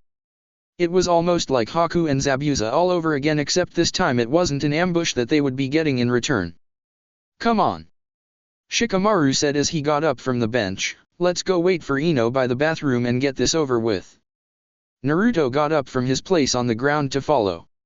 Are you nervous, Hiruzen? Oniki asked the Hokage as they were once again taking their seats in their own section to watch. Your kids have big trouble coming their way, you know. They might just end up like your other rookie teams that had to fight the girl from Taki. If he was being sniping about it was probably because the news broke that Naruto had wound up killing one of Iwa's genin in the first round. Excuse him if he was a little sore at the loss of a genin that had made it so far in the exams. That team is full of more surprises than you know, Oniki. Hiruzen replied cryptically with an even expression on his face. If I were you I wouldn't bet against them just because of the girls' past performances. None of the teams Konoha managed to get to the finals are the same. Still, same or not, Taki has more or less smashed them all.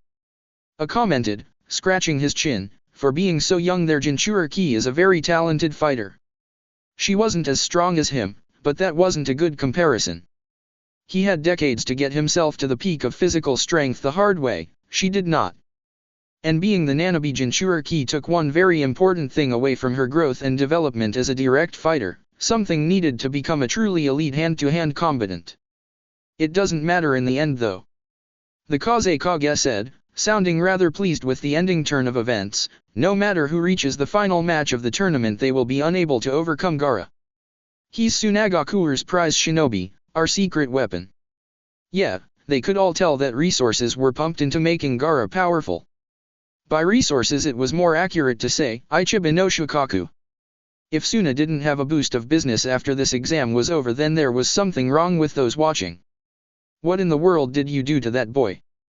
Onaki asked with a raised eyebrow. What I felt was needed.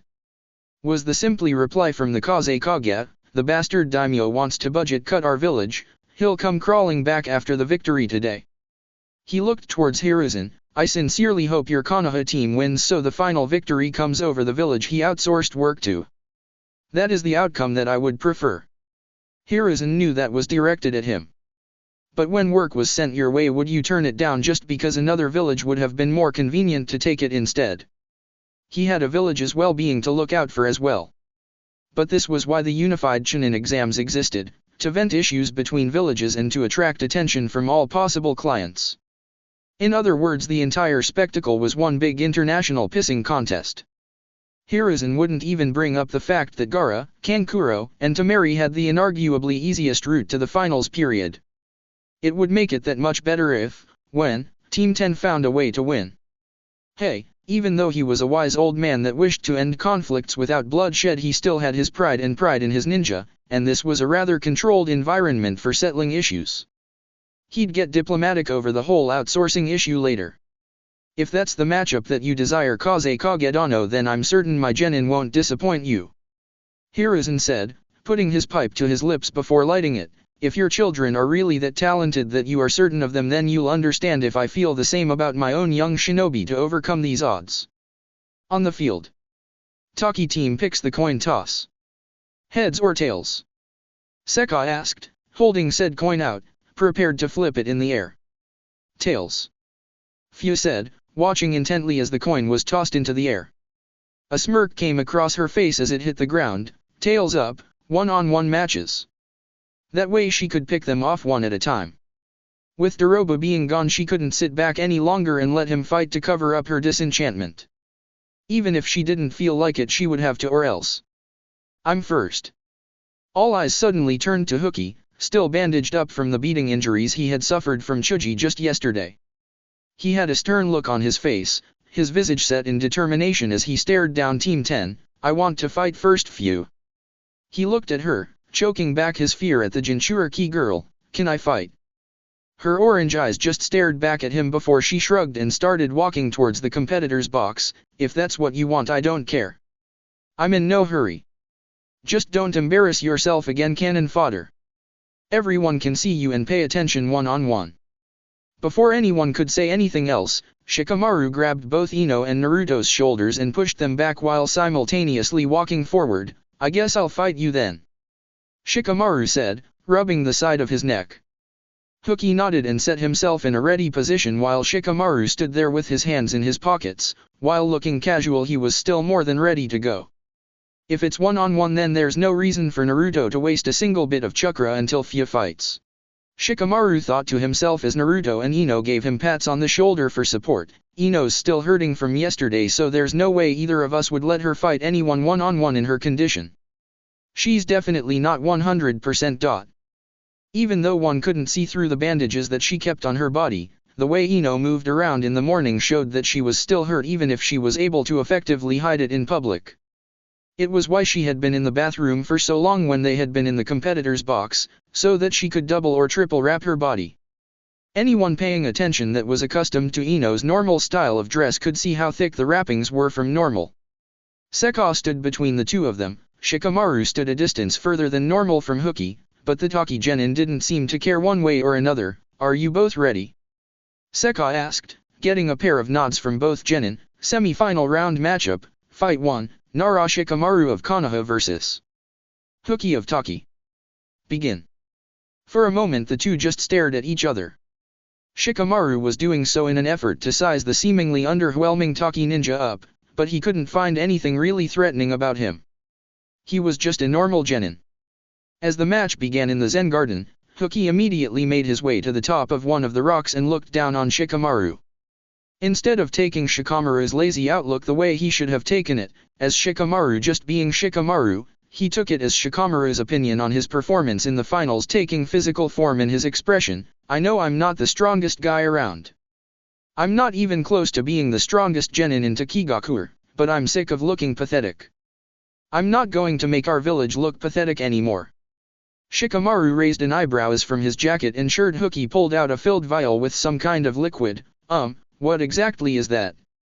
Hooky had a nervous smile on his face as he held the vial up. I heard that this stuff will kill you if you take it, but the power boost is amazing. You'll lose your lifespan equal to the amount you take to go with the boost of power you get. Not good. Shikamaru thought, palming his face as he knew there was some kind of catch to fighting this guy. Why me? He tried to stop him in some way by throwing a kunai at Hooky to get him to drop the vial, but all he did in return was drink the water just as Shikamaru threw his weapon. Fuck. He then proceeded to tactically retreat because after dealing with Lee's 8 gates and seeing Fuse power up he didn't particularly want to see just what whatever Hooky took would do to him. Chances were it would most certainly not be in the best interest of his personal well-being. Once Shikamaru's kunai flew at Hooky, he downed the entire vial of fluid in one gulp and his chakra seemed to explode and cloak his body, protecting him from the lazily thrown weapon. You might actually be a better ninja than me in reality, but with this water it won't matter. If I can win at least one fight then I can save some face here. He knew that Shikamaru had run away and jumped from his rock in the direction that Shikamaru had gone, landing on the ground and running towards Shikamaru who had made surprising ground on running towards the barren section of the field. Hooky seemed 3 times as fast as before as he tried to close the distance on Shikamaru before stopping and realizing something once he got close enough to see, it's just a clone. He turned around to find Shikamaru's shadow barreling across the sand at him. In response he leapt to the side and evaded the jutsu to the best of his ability. Come on. I don't have the time to play hide and seek with this kid. When his power ran out he would fall hard, thus he needed to eliminate Shikamaru in a hurry. The shadow recoiled back into the depths of the Zen Garden and Hooky realized that the shadow did nothing but trail along the ground. It was the only way he had ever seen the jutsu land. He jumped up onto the nearest rock in an effort to stave off Shikamaru's shadow until he could locate the younger ninja to defeat him. In reality though, Shikamaru had pulled a Naruto and took to hiding under the sand. He had made a regular clone as a feint to occupy Hooky's attention and then carved himself a hole underground to hide in like a sand rat, burrowing around to keep tabs on his powered-up opponent and test for openings. I hate my job. He thought to himself as the sand in his mouth continued to annoy him. He had eyes on Hooky though, and that was what mattered. Does he only think my shadow works on the ground?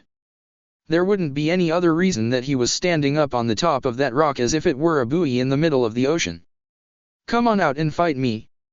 Hooky said as he formed 3 hand seals before a whip of water formed in his hand. I'll make you come out if you still want to hide.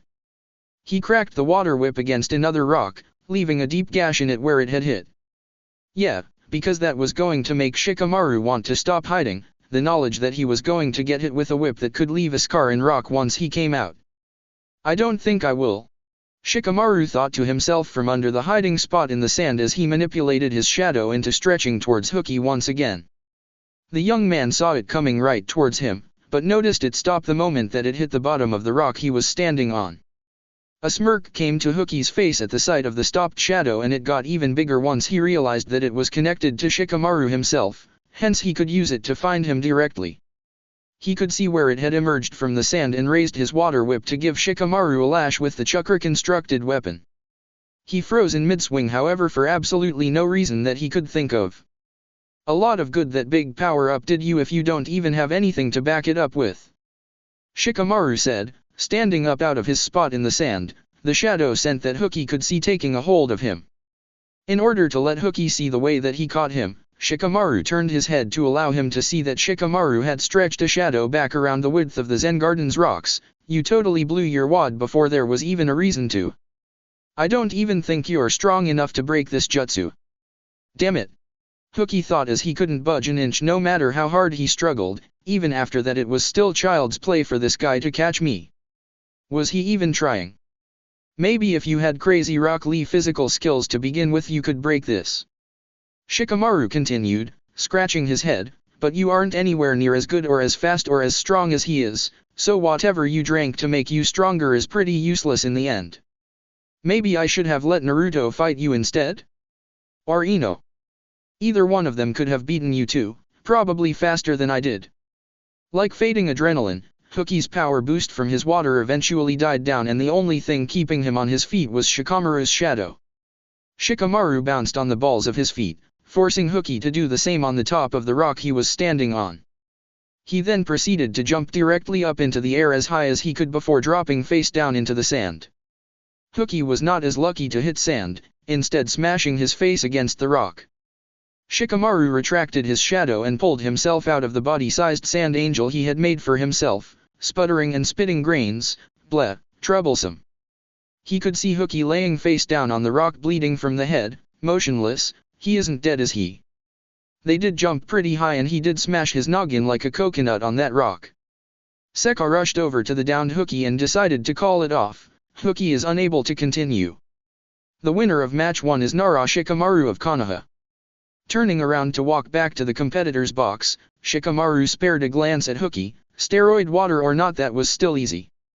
His eyes then turned up to where the others were waiting and saw Fyu already moving to head down. That won't be. Once Fyu moved to take the place of her once again defeated teammate, Naruto wordlessly stood up to relieve Shikamaru. Ino kept her seat but watched as the two of them walked through the doorway heading for the stairs. Good luck, Goldie-kun, she said mostly to herself. You should hope he loses. Tamari said, leaning against the wall near her bench. You should get your other teammate to give up and you should too. If you don't fight Gaara it's better for you. Let that Fyu girl do it. She didn't know how set on killing just Naruto that Gaara was. Maybe if Fyu could get a good fight out of him it could get him to forget? Two Jinchuriki fighting each other would have had to be an intense encounter. I'm getting really tired of you saying that he should just give up. Ino said to the older blonde, maybe you should be telling Gaara to give up. Maybe you should give up? If we win this match you'll be in more trouble than you think you are. Tamari frowned but got up off of the wall and walked away. I was trying to help you out, but if that's what you think. If this girl was really dumb enough to think that they had a chance against Gaara then it would be her funeral. I thought you'd kill me if I got close to you. Naruto said as he and Fyu descended the stairs to head towards the entrance tunnel. He was lagging a few steps behind her as she was in the lead on the way out. We're heading out to the field to fight. Fyu returned evenly. If you're that eager to get a beat down then it'll happen soon enough. We'll see if you're still smiling and hugging on your little blonde girlfriend after you're paralyzed. Ino-chan's not my girlfriend, she's just a friend. Naruto said, glad that Fyu's back was to him so that she didn't see the blush that formed on his face at the thought, and you'd really paralyze me on purpose. She nodded stiffly as they got off the stairs and started walking down the tunnel. That way you can't ever hurt me again. You'd never be a threat. I could just kill you like I was going to originally if you don't want to live like that though. The way she spoke it was like she thought she was doing him a favor by giving him a choice in the matter. As if paralyzing him needlessly for just getting near her was a form of mercy on her part. If you just surrender and go away I won't have to do either. That's not going to happen. Naruto said with a determined lift in his voice, if I give up just because of fighting you I would give up whenever people that needed me were in trouble. Then do it for yourself. Fyu said as if it were obvious, if you're really like me and you really have a Biju inside of you, then the people around you don't know. I can tell. They don't look at you like they look at me or even at the Gaara kid. Once they find out and it's in the open you'll see where all of that helping people in need will get you. They'll turn on you just like that.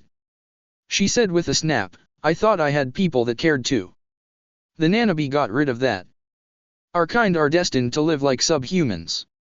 The only contact with others we'll ever get is when someone wishes to harm us. So get used to it. She said as they started walking out from the tunnel onto the battlefield. As they walked out, Shikamaru and Naruto stopped in front of each other. So. Shikamaru said in greeting, You sure you want to fight her? Do you want to do it instead? Naruto replied glibly. I'd rather not honestly, was Shikamaru's honest answer. He didn't even want Naruto to do it. But it wasn't like Naruto or Ino would just quit, especially Naruto. If you're going to go ahead and do this, remember what I said. Naruto nodded and walked on ahead, rolling out his shoulder as a method of stretching out. I won't forget. Shikamaru watched him take a few steps out onto the field before turning his own attention to getting back up to the competitor's box. In the crowd, Asuma was steadily chain-smoking to calm himself down somewhat. One-on-one matches didn't bode well for the health of whoever was going to fight Fu, and he wasn't fool enough to think that it would be anyone other than Naruto. The kid seemed to have a self-destructive sense of honor that was hard to break. He was proven correct when he saw Shikamaru and Naruto switch out. A sigh came from the man as he placed another cigarette in his mouth, prepared to light up when it was snatched from his mouth. He turned to the side to see Kurenai taking the seat next to him along with her students, including Kiba, though his head was thoroughly wrapped in bandages. Hey! Kiba's up and about after just yesterday. He was stubborn about it, saying that he wasn't going to miss those lazy idiots of yours fighting in the semifinals. Kurenai said with a frown directed at her canine-compatible student who just grinned at her. She looked down and saw the cigarette butts littering the floor, stressed. Nope. Just have a nasty craving. Asuma said dryly as Naruto marched over towards Fu on the field to meet on the still-ruined bridge that had been torn up yesterday. Where's Kakashi and Guy? Kurenai noticed how Fu noticeably tensed up the closer Naruto got as she answered Asuma's question. Neji's awake and doing well, but Lee's muscles still need time to heal and treatment before he can think about moving around. Choji's awake and eating, but Sasuke is still being kept under because of the pain he would be in if he were awake. Both of them are with their students. Asuma let out a noise of understanding. I rather like being the only Konoha Jonin without a brat stuck in the hospital for something. I hope it stays that way today. He tried to place another cigarette into his mouth only to get it taken away again. Oi. He stopped his attempt to argue when he saw the stern look in Kurenai's lovely red eyes. Kiba is sensitive to smells, and I'd rather you didn't give him a headache with your lung poison while he's recovering from a head injury. Kurenai said, crushing the cigarette in her hand to get a furious set of nods from Asuma. The verbalization of a whip cracking from Kiba got both Asuma and Kurenai to glare at him to more or less tell him to mind his business. Hinata turned her Byakugan on to get a better look at Fu. She wondered if what she saw yesterday was really true. As her advanced eyes stared at the Jinchuriki girl on the field, Hinata could honestly say that her eyes weren't playing tricks on her yesterday during her match. In addition to the more intense than normal chakra Fu had running through her system, it seemed to permeate every inch of her being, not just through her chakra pathways. Turning her eyes to Naruto with a small blush on her face, she let out a small gasp. Naruto-kun has more chakra than anyone I've ever seen before. She had never actually tried to look at his chakra with her Byakugan before. She just rarely used it to get closer looks at him from further distances or to try and see him through objects in the couple of times she had observed him in the past. Is that normal, Kurenai-sensei? It can't be, can it? She asked as she turned her jujutsu off. It's normal for him.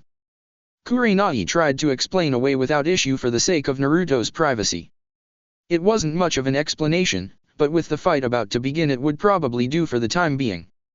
Hopefully she would forget about it. Naruto himself ain't normal though. Kiba said, getting a bark from Akamaru in his lap. But if he gets tagged by that Fu girl when she decides to get serious, he should just lay over and stay down. One punch is all it would take. He had heard what had happened to Team 7 and counted himself lucky that he had actually lost quickly. On the field. Ready to face the music? Fu asked, standing at the ready to defend herself. She was there to make Taki look good. Any less than actual effort and she would wind up paying for it later once it was time to leave. A part of her wanted to show Naruto just why her belief in herself as a Jinchuriki was better than his. The way hers was set up, she would never get hurt again, because no one would ever get close enough to do it without paying the price first. He was setting himself up to be hurt intentionally, the fool. Pray to Kami that you wake up again after I'm done, and if you do that it's with all of your body parts operating correctly. Naruto didn't say anything as he looked towards Genma and nodded that he was ready. Good luck, Naruto. You're going to need it. The Konoha proctor thought to himself, semi-final matchup, Fight 2, Uzumaki Naruto of Konoha vs. Fu of Taki. Begin. And with that he got himself out of dodge. Naruto immediately drew a kunai and threw it at Fu, however all she did was let it bounce off of herself without even moving. You're stronger than I thought you'd be. A little harder and that might have even hurt. After speaking her piece, Fu grabbed a large chunk of concrete from the ruined bridge and chucked it at Naruto. Why did that look so easy? Naruto thought to himself frantically as he jumped to the side to dodge it. It plowed into the ground preceding Fu moving at him to deliver a haymaker of a punch. Naruto ducked it and felt the wind from the heavy blow pass over his head. Almost as a reflexive retaliation, Naruto returned immediate fire with a punch at Fu's stomach, only to find that his fist didn't sink into her torso like it did for pretty much every other person he had ever hit in his entire life. Still didn't hurt. Fu taunted before grabbing Naruto by the back of his windbreaker and lifting him over her head, choosing to throw him off to the side, tossing his body against the railing of the bridge that wasn't ruined. The grunt of pain that came from the boy once he hit the rail prompted her to attack again. Naruto saw her coming at him and moved just as she punched the concrete rail. Instead of obliterating the whole thing the way Naruto had been led to believe she would, Fu simply cracked the concrete with the force of her fist. That was weird. He thought that she would hit harder than that. What she did to Chuji and Kiba pretty much made him think so. He quickly got himself a few feet of distance from Fu, sick of trying to do her any damage with taijutsu. It just wasn't going to be that easy for him. Not with her. A growl came from Naruto's mouth at the somewhat smug look on her face. So there was no such thing as a feeling out process when it came to her. Even if she wasn't as strong as he thought she was at first, a punch from her was a showstopper to say the least. No fancy tricks today. If Fu retaliated while he had a hold of her, he was going to lose something important. Fine, enough messing around. Tajuyo Kage Bunshin no Jutsu, multiple shadow clone jutsu. In the blink of an eye the bridge filled with clones of Naruto on both sides of the bridge surrounding Fu from the front and the back. He noticed that her eyes widened to an almost alarmingly dangerous extent and thought that he might have made a mistake. Get away from me! Fu yelled angrily as her first instinct was to mercilessly batter the first thing she could reach, not stopping for a moment as she smashed her way through Kage Bunshin after Kage Bunshin. When Fu started violently lashing out at his clones, beginning to defeat them brutally by the droves with nothing more than her hands and feet without even being attacked first, he knew for certain that he had made a mistake. Naruto's Kage Bunshin began fighting back after initially being overwhelmed by Fu's sudden outburst. No one he had fought before had ever just begun to attack his clones after he had created them. Assaulting them right off the bat was definitely something new, and she definitely managed to rid herself of a good drove of them before they got with the program. Even then though, each hit they landed did nothing but seemingly make her madder. The original drifted in with his clones and eventually maneuvered close enough to deliver a hard jumping axe kick that planted itself right on Fu's shoulder and collarbone. That was a fight-stopping move, yet it did nothing to her, and he was lucky that one of his clones were aware enough to kawarami with him before she backhand swiped at him to rid herself of the pest. It was like she was swatting flies, and that just made Naruto as mad as Fu seemed to be with dealing with the clones in the first place. He made his hand seal again and created dozens more to take the place of the ones he had lost. They charged right into battle against Fu and began to slowly mob her until she wound up buried under a multitude of clone bodies that seemed to pin her beneath them in a random dog pile. As the original Naruto ran up to the pile, it was revealed that it wasn't so random when he reached into it and grabbed the legs of one of his clones. Snorting like a bull, he forcefully yanked that one clone out of the pile, only that clone was connected to another one, and vice versa, and so on, until all of the clones were revealed to be holding on to the legs of another. The momentum that Naruto had managed to generate dragging all of his clones out of the pile-up assisted him when he spun around in a direct 360, managing to spin the entire mass of clones like a huge whip. You had those wings last round, well, let's see how much your ass really knows about flying. He yelled as the whip of clones went end up into the air, holding on to the ankles of Fu. Bunshin Kuzari no Karatagoshin, clone chain body slam. Naruto wound up slamming his entire mass of clones along with Fu off of the bridge and into the moat, dispelling them all and sending her in with a resounding crash that sent water flying high into the air. Yeah, dateba yo. Naruto shouted as the water from the crash fell all around. Did you feel that one or what? He then collapsed against the railing and shouted at the effort it actually took to haul those damned clones into the air. Kami, that fucking hurt. His arms felt like they were on fire. The Raikage could only blink at the form of attack he had just seen from Naruto on the field. Well, that was unique. He wasn't going to say that he liked it out loud, even though he did. Honestly, if he had access to clones like that, he probably would have thought about stealing that move for himself. Maybe he and his brother could work out some form of that move that worked.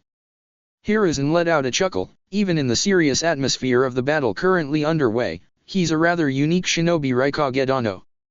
Naruto ripped the sleeves off of his blue long-sleeve undershirt to rub his arms in order to get the burning feeling out of his muscles. I think I've got a hernia. What's a hernia? He mused to himself absently. His intelligent thoughts were cut off when from the water behind the railing he was sitting against it flew up in the form of a mini tornado that quickly dispersed. Oh crap, here we go. Naruto jumped back to his feet and turned around to see Fu slowly floating up to eye level. Obviously her chakra wings were sticking out of her red cylinder on her back, and to go along with them her thin green aura of chakra was visible. That actually hurt, she said, her now glowing green eyes staring at him in a glare. Sorry. Naruto said, standing in a retaliatory stance with a look of confusion on his face. You will be. Fu said before swiftly flying forward, delivering a punch that Naruto barely got his arms up to block to the best of his ability. Keishi Gomufer, eraser blow. The only thing that saved his arms from being shattered on impact was the fact that in an effort to avoid full contact he jumped back. Instead of taking the piston motion of her timed punch moving forward, he merely wound up taking the extended fist, but that was still enough to send him flying off of the other side of the bridge, skipping his body off of the surface of the moat like a stone. He rolled on the surface of the water and stood up on it to try and mount a counter-offensive, but Fu was already flying at him again. A quickly formed clone proceeded to shove Naruto directly under the water just before Fu could slam into him, taking the heavy shot for its creator. Fu flew into the air and made a few diving passes like a hawk trying to catch a fish, but she hit nothing. Naruto had tried to dive too far down in order to escape her. That was fine though. She would wait him out for the time being. He had to come up to breathe sometime. And when he did, she would finish him. She believed that right up until Naruto rocketed out of the water like a missile aimed directly at her holding onto his machete. She didn't know if her emotionally dependent defense could stand up to a blade coated in wind chakra, and she didn't want to find out as she dodged the flying Naruto. Shortly thereafter, more and more Narutos started flying out of the water in the same manner right at her, and like a good moving target, Fu evaded the blade clones to the best of her ability. That wasn't the end of the attack though, because all of those clones had to come down. The original clone came down trying to slash at her and missed, landing back against the water, dispelling on impact. This was just a feint however, as all of the aerial clones began spinning their machetes by the chains, aiming directly at Fu with the fan-like motion. Suishinki Haritsu Bunkatsu Sen, propeller burst splitter. The wind blade cyclones spun towards Fu, too close to run from and too near each other to evade with tactical dodging. Thus she crossed her arms in front of her body and face and took the attack. Her clothes started to show the damage, getting cut up by the blades of the jutsu, but her actual skin received no significant cuts. The worst she received turned out to be light abrasions. However, it wasn't over yet. While Naruto thought the last attack would send her further down to the water, it didn't matter in the end, because tons of clones pounced from the water and latched onto her tightly. Let go! Fu yelled, thrashing about as more and more clones grabbed onto her, starting to weigh her down. I said let go of me now. I'll kill you, do you hear me? She shouted frantically as her wings couldn't support the weight anymore and began dragging her into the water, causing her to panic even more. Eventually she was submerged completely and bubbles floated to the surface before no motion was seen at all. The water was still for a few moments before another swift tornado of water formed from the surface and Fu flew back up with a shout of anger. Her drenched form flew high into the air, making a massive amount of hand seals before dropping back down to the surface of the water. Dai Suten, Daibakufu no Jutsu, Water Release, Great Waterfall Jutsu. The water from the moat began to surge up in the form of a hard wave that lifted up and slammed into the bridge, breaking even more chunks away from it than yesterday. And along with the wave that hit the stone bridge there was also the body of Naruto that did so before dropping to the water. Laying on his back he gasped desperately at the force he had just slammed into pure stone with, back and skull first. Naruto shakily dragged himself up to his feet on the surface of the water once again, slowly bending himself up straight, audibly cracking his back as he did so. Fia flew down at him forcing him to jump back and dodge her dive bomb, but from the spray of water that resulted from her crash, she came out at Naruto attacking hand to hand again. Despite the pain running through his back, Naruto reached for his machete, but Fia stopped him from even drawing it by holding his wrist. In response Naruto gave her a headbutt, but it wound up hurting him more than it hurt her. An offended look due to his brazen attempt to harm her quickly gave way to a smirk on Fia's face as Naruto staggered back, stunned at the solid bash of his head against her harder one. Ugh. Naruto shook the cobwebs off and placed the bottoms of his palms together to prepare for an attack he hadn't attempted to launch yet. He charged back forward at Fia, but in her Jinchuriki form she was faster than him and smashed him hard to the side, sending him into the wall of the moat. He dropped from the wall onto his face on the water and floated there for a moment. If she won't even let me touch her then I can't hit Jigashin dash dot. There was no rest for the weary though, as Fia grabbed him by one of his ankles and held him upside down in front of herself. A sneer broke out on her face and she slammed him against the moat wall, cracking it with the force she did so with. Fia placed her forearm underneath Naruto's chin, pinning him there by his throat so that she could get a good look at him. He tried to pry her arm from his throat, but she was still strong enough to hold him in place. She held him there in order to systematically deliver her punishment to him, starting off with a hard punch to the body that immediately had him coughing blood. Still want to be close? She asked rhetorically before slapping him hard enough to actually draw blood as it echoed out around the arena. Still think I'm not a bad person? Naruto's eyes were starting to flutter. Fia was steadily choking him in addition to the slow little amounts of spirit and body breaking abuse she seemed to be putting on him. Before his eyes could shut completely, Fia grabbed his goggles and pulled them out, snapping them back on his forehead and slamming the back of his head off of the wall. Wake up, she said with a snarl. I didn't say I was done yet, did I? You were doing so well with your little tricks and surprise attacks. Don't you have anything else? Fight me like you mean it, damn it. Fight me like a monster. Fia demanded angrily. Prove what you said to me is true and that you're not just some lying, loudmouth faker. She punched him, causing the crack in the wall to spiderweb further. Shikamaru wasn't looking directly at her, but in his peripheral vision he could see Ino's hands gripping the rail in time with every punch that Fia hit Naruto with. He couldn't say that he blamed her either. He had already been hit more than anyone else. They had seen her fight before and it didn't necessarily appear as if she was going to stop anytime soon. Neither of them said a word to each other as they continued to watch. Come on Naruto. Shikamaru thought to himself, I never thought this was something I'd ever have to hope for, but if you've really got the Kyuubi in you then now would be a great time to call it out the way Fia is with hers. Don't let her pummel you like that, you little quitter.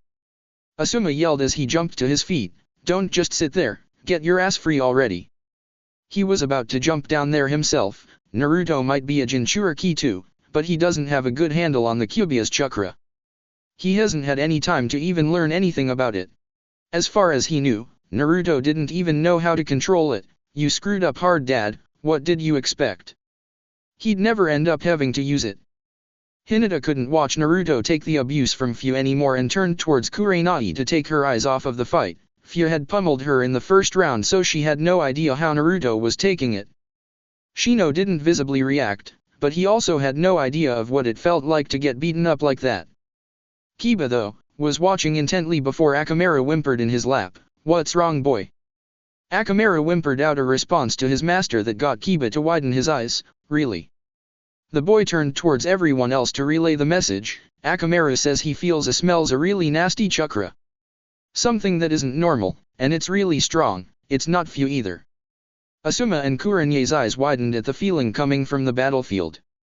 Compared to the original feeling it was muffled and muted beyond all reasonable comprehension, so it wasn't nearly as oppressive and paralyzing as the original feeling. Still though, it was clear to them what the power was. Kurenai turned to Asuma with a questioning look as if to ask, Is that what I think it is? Asuma gave her a firm nod in return and turned his attention back to the fight. Come on kid. Kick her ass already. Fight. Crack. Fight. Crack. Fight me, you little bastard. Fia was about to punch him again when she saw an orange aura start to emerge from his body, and she let her arm go limp to speculate until she realized what it was. She let out a satisfied chuckle before cocking her hand back to punch him again. Now that's more like it, she said before attempting to punch him again. Said punch never found any contact with Naruto since he caught it in his hand that seemed to have the fingernails grow right before her eyes.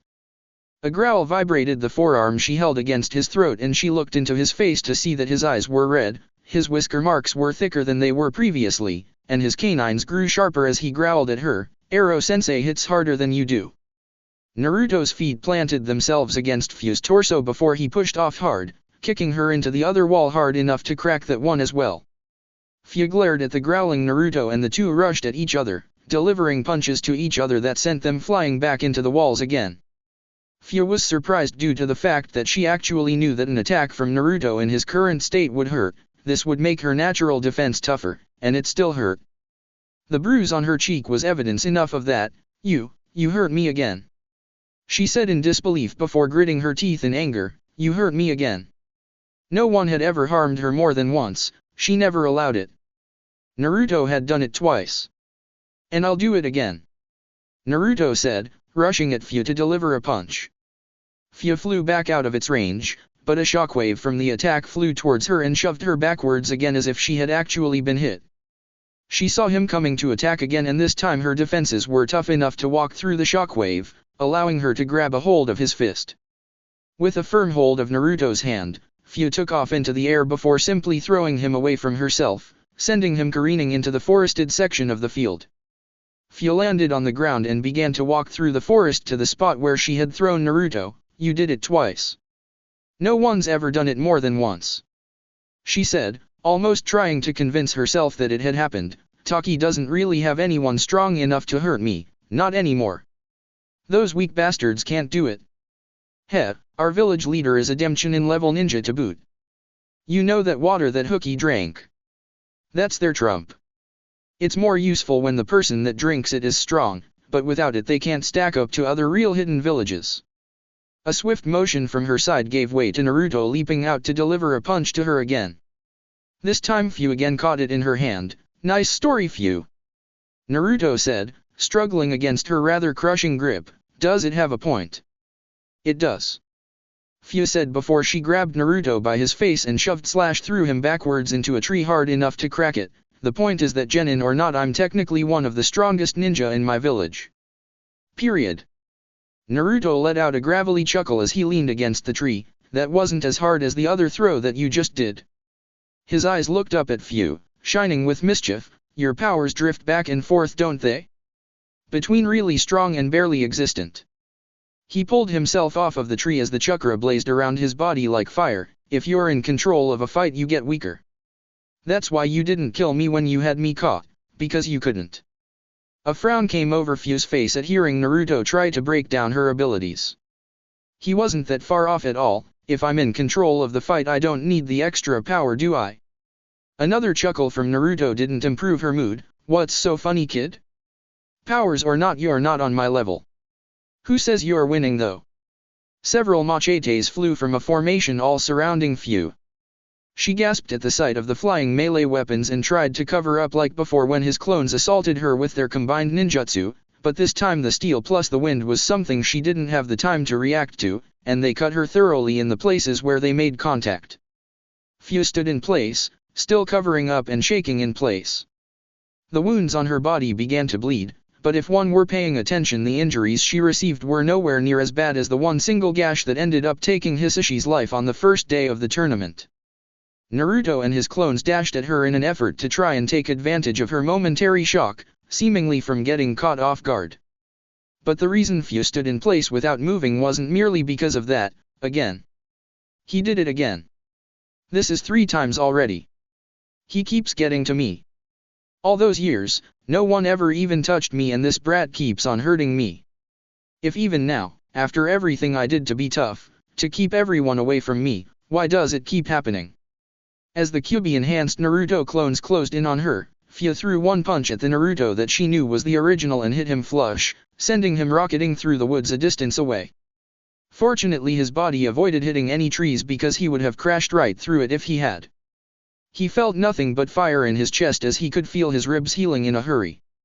He tried to tell her before but she didn't believe him. He could recover from anything other than a fatal wound, and in his current state that time of recovery became nothing short of unthinkable.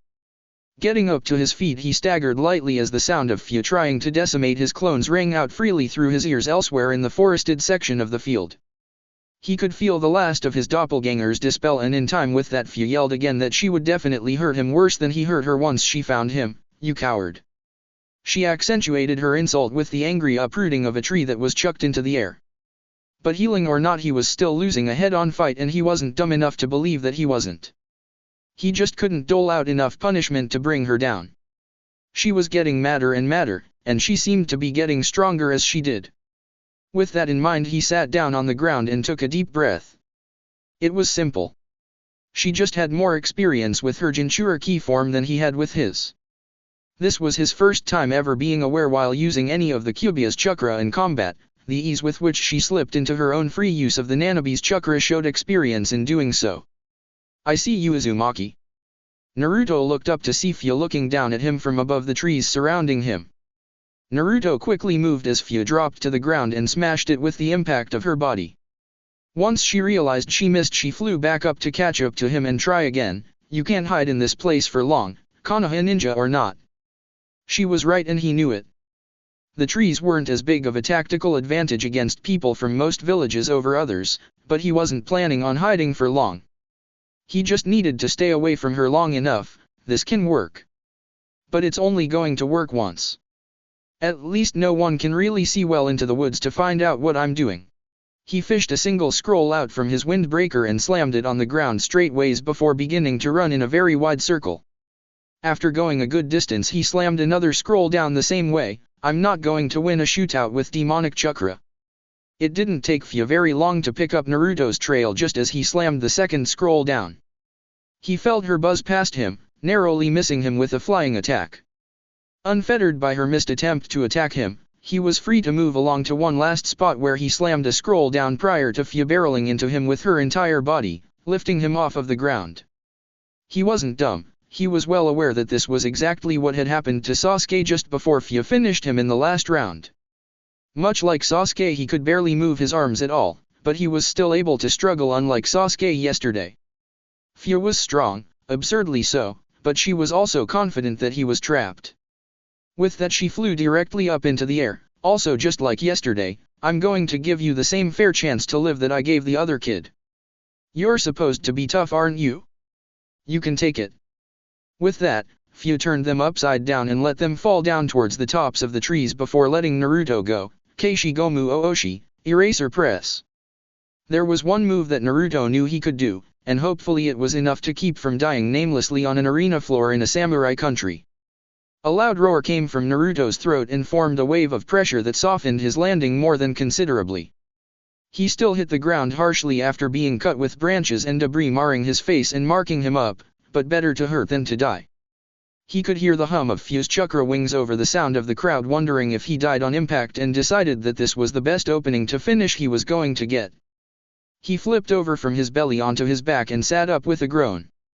Cracking his neck unhealthily to the side, he doggedly spit the blood filling his mouth due to lagging internal injuries and placed his hands together. "Tora, me, Inu, Saru, Ushi," Naruto said in time with the hand seals. Making the hand seals was more of a cumbersome exercise with the claws hindering what he was used to. Brute force was definitely what he was meant for when using the Kyuubi's chakra, but it was too late to switch up then. At that moment he saw a glow from the forest and saw Fia walking towards him slowly. Damn it! With nothing more than the formation of the ram seal, the green chakra around Fia's body turned into a translucent shell that covered her body. "You're tough, but you aren't going to be getting back up after this." Her wings fired up one more time and seemed to be building power behind them to charge into Naruto with her intense green chakra shell. "You're fast, but you can't beat the speed of flight." From 3 minutes to 15 seconds, and Fia had given him the 15 seconds he needed to charge the jutsu. "Yeah, well, you can't beat the speed of seal." "Shakura Myokao Fuan, Chakra Disabling Seal. Kanahagaku no Sato, Exhibition Stadium. 15 seconds.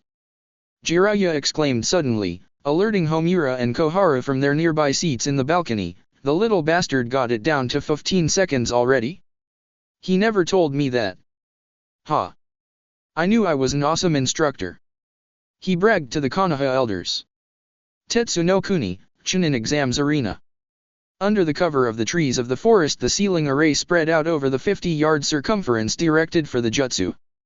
As soon as it took hold and the pattern momentarily formed on Fu's body, so fast that she didn't see it, Fu's attempt to build up chakra to rush Naruto in a show of blinding speed and crushing force came to an abrupt end as the chakra exuding from her person just gave out and she fell from her hover onto the ground. Part of her wondered what had just happened to all of her power. She was about to turn him into a smear on the forest floor, but she lost it all in a heartbeat. Then she realized that she had actually felt the fall.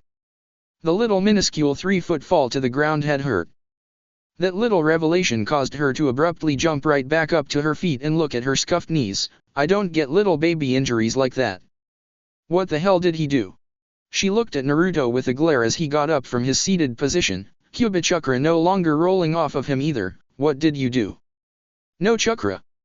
Naruto said plainly, there's no more chakra for either of us to use to fight. All of it is just rolling through our pathways, that's it. It isn't doing anything else. Fu bit back a gasp. That meant that the coating of chakra that covered her body normally as the Nanabi's natural method of empowering her was null and void. You can't do that. How are you going to fight me without any chakra? I don't need chakra to fight. Naruto said with a shrug. It was true. None of his physical training really involved chakra, so all of his strength was his own. Fu couldn't say as much at all. But the lack of chakra also stopped Naruto's healing, and he was fighting the urge to hold his torso at the moment because he hadn't had enough time to recover from Fu's crushing bear hug grab from moments before on an area that had been taking Fu's full measure of offense all fight long. Naruto started walking towards Fu, who was trying to get the normal feeling of her chakra back flowing through her skin to feel safe.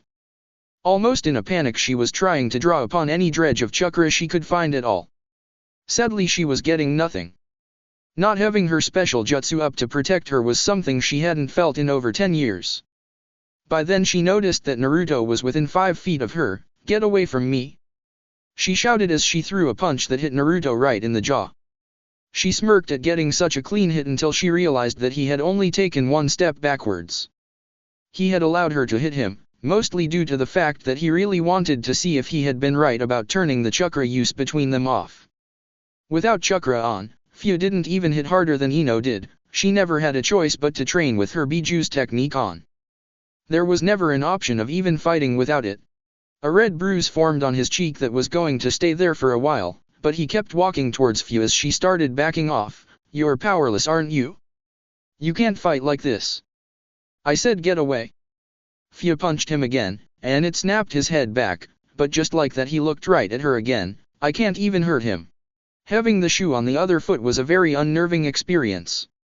Still though, she tried to throw one more punch that wound up being blocked. Naruto sniffed slightly before blood started dripping from his nose. Do you really think I'm going to kill you now when you can't even fight back? He didn't come off as that sort of person, did he? Fu didn't even carry weapons with her. She just fought using her body and her jutsu to turn her nearly invulnerable. Yes. Fu exclaimed, still looking like she was ready to do what she could to defend herself. I'm not like you. I'm a Jinchuriki. You just want to be one of them, don't you? If you kill me they'll cheer, and you'll be one of them until they find out what you are too, but they'll turn on you too in the end. We don't get peace, we don't get real care, all we ever get are people that want to use us and hurt us. He could have killed her or knocked her out. He probably should have. Anyone else would have without even thinking about it. But it had been said before, last night even, he wasn't fighting about the exams at this point. He was trying to prove a point, and he knew what he was trying to prove at last. And so before Fu's slowed reaction time could take notice, he grabbed the older girl and hugged her tightly, ignoring her best attempts to overpower him and free herself. What are you doing? She said lowly, more in shock than anything else. What, do you have a knife to my back? Are you holding me for one of your clones to kill? What are you going to do? Nothing. Naruto said, holding back the blood welling up inside. Man, he was never taking the Kyuubi's healing factor for granted again after this. It's just a hug. I'm not going to hurt you anymore. There's no reason to. You can't beat me the way you are. You're lying. Fia yelled at him, shaking her head desperately. There's no such thing. I'm not normal, I don't. She stopped struggling and started shaking in his grasp. Why won't you just kill me? That's what's supposed to happen. That's what they always said would happen if I was ever caught off guard again. You're from an entirely different village. You're supposed to be my enemy more than anyone else. So why are you even doing this? I don't know much about how they treated you in Taki, but you're not a bad person. Naruto said confidently as he could feel all of the fight leave her body. You're just scared. But not everyone in the world wants to hurt you. Give someone a chance and you might be surprised. The way he was speaking was earnest as he tried to steady his own standing body with hers. I know I was.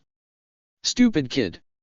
Fia muttered without much malice in her voice at all, even though she tried to dress it up as such. I'm not weak. I don't need anyone. Being alone made me strong. She said as if it were a repeated and practiced statement. Did it make you happy though? Naruto could feel Fia stiffen, showing that what he said struck a chord. When was the last time you actually felt happy? I don't think it was when you were by yourself. Tears came to Fia's eyes simply thinking about it. Just shut up already. Shut up and go away.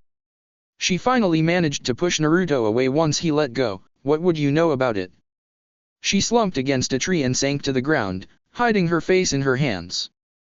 Holding his ribs, Naruto took a breath to bite back the pain rolling through him. I know that it sucks being by yourself. And for a long time it'll be hard trying to find someone that you can trust, but when you do I promise it makes everything better. Just, don't give up, alright? You're better than that. I promise that it'll be worth it in the end if you can find someone like that. He wasn't going to hit her again, not now. That would be needlessly adding injury to insult once he actually heard her sniffle. Go away. She wasn't getting up, and there was no threat behind her words. He didn't have anything more to say either, so he just started walking away as she requested. At that time Genma walked through the forest towards them and saw Fia on the ground and Naruto standing and walking away. What's going on? Are you quitting? Naruto looked at the proctor and shook his head. If she wants to keep fighting I'll do it, but I'm not kicking her while she's down. Not right now. He didn't want to say that she was powerless. He just wanted to get out of the range of his seal array before he blacked out from internal bleeding so that the Kyuubi in him could get to work healing him. Genma just looked at Naruto walk away and went over to Fia, staying out of the range where she felt comfortable. Are you going to fight or are you just going to sit there? Uzumaki said he's still ready to roll. Genma wasn't stupid and could tell that Naruto was most certainly not ready to roll, but he hadn't quit fighting. Despite being healthier, Fia looked worse off than he did. If you want to keep going you've got to show me something here. Fia just kept silent before looking up at Genma with puffy eyes, tear stains on her cheeks. I'm done. Her drive to fight was always shaky at best. Now she was powerless and the person that had the clearest opening to cut her to ribbons, clearer than anyone ever had, turned down the choice to actually do it when anyone in Taki would have jumped at the chance. Are you sure? Genma asked again. He couldn't feel a scrap of that overbearing power she had before, so the kid must have turned it off somehow. However, Fia never responded to his question, giving him all the answer he needed in this instance. One-sided inaction was grounds for surrender and she had refrained from continuing on. Thus he turned and left Fia in the forest area as he headed back out into the open where everyone could see clearly, beginning his announcement of the fight before he reached the edge of the woods. Fia has chosen to surrender. The winner of Match 2 is Uzumaki Naruto of Konoha. The winners of the semi-final round and advancing to the finals are Uzumaki Naruto, Narashikamaru, and Yamanaka Ino. After the announcement he wondered why the crowd wasn't jeering, something. Then he heard a dull impact off of the ground. As he made it outside he saw Naruto laying face down in the dirt and understood why. Oh, well that sucks. You alright, kid? No response. Yeah, you're not alright. Genma said, the toothpick rolling in his mouth as he waved the medics over. Hey, you're not a genius. Who cares? Read this and you won't suck at Funjutsu, by Jiraiya. Live like a winner. There are two excellent ways to get yourself hurt on the battlefield. The first way is to step into a fight thinking that you're definitely going to get hurt. This mindset, which for easy reference we will call the pussy mindset, is usually due to a severe lack of confidence, and although I don't exactly know why, your prophecy will usually become a reality. The second way to go into a fight is thinking that there is no possible way in hell that you can get hurt. This mindset, which for reference's sake we will call the king of crazy oh my kami what's wrong with this idiot mindset, is usually a byproduct of a bloated confidence, and personally I've seen too many of these overconfident idiots get toted away in body bags. No matter how good you think you are, there is always someone out there that can kill you. As a ninja, for the sake of your longevity in the career, try to be somewhere in the middle. Realize that there is always obvious danger in what you do and map out the quickest route to a hospital with a medic named Tsunade, or really any doctor not named Jiraiya, or invest in some basic field medicine skills. Don't dwell on it though. Dwelling on it is a sign that you need to rethink your job. Until you start puking your guts out before any important mission or battle, it's not really a big deal to have some butterflies in your stomach, it's completely normal. That's it for part 13.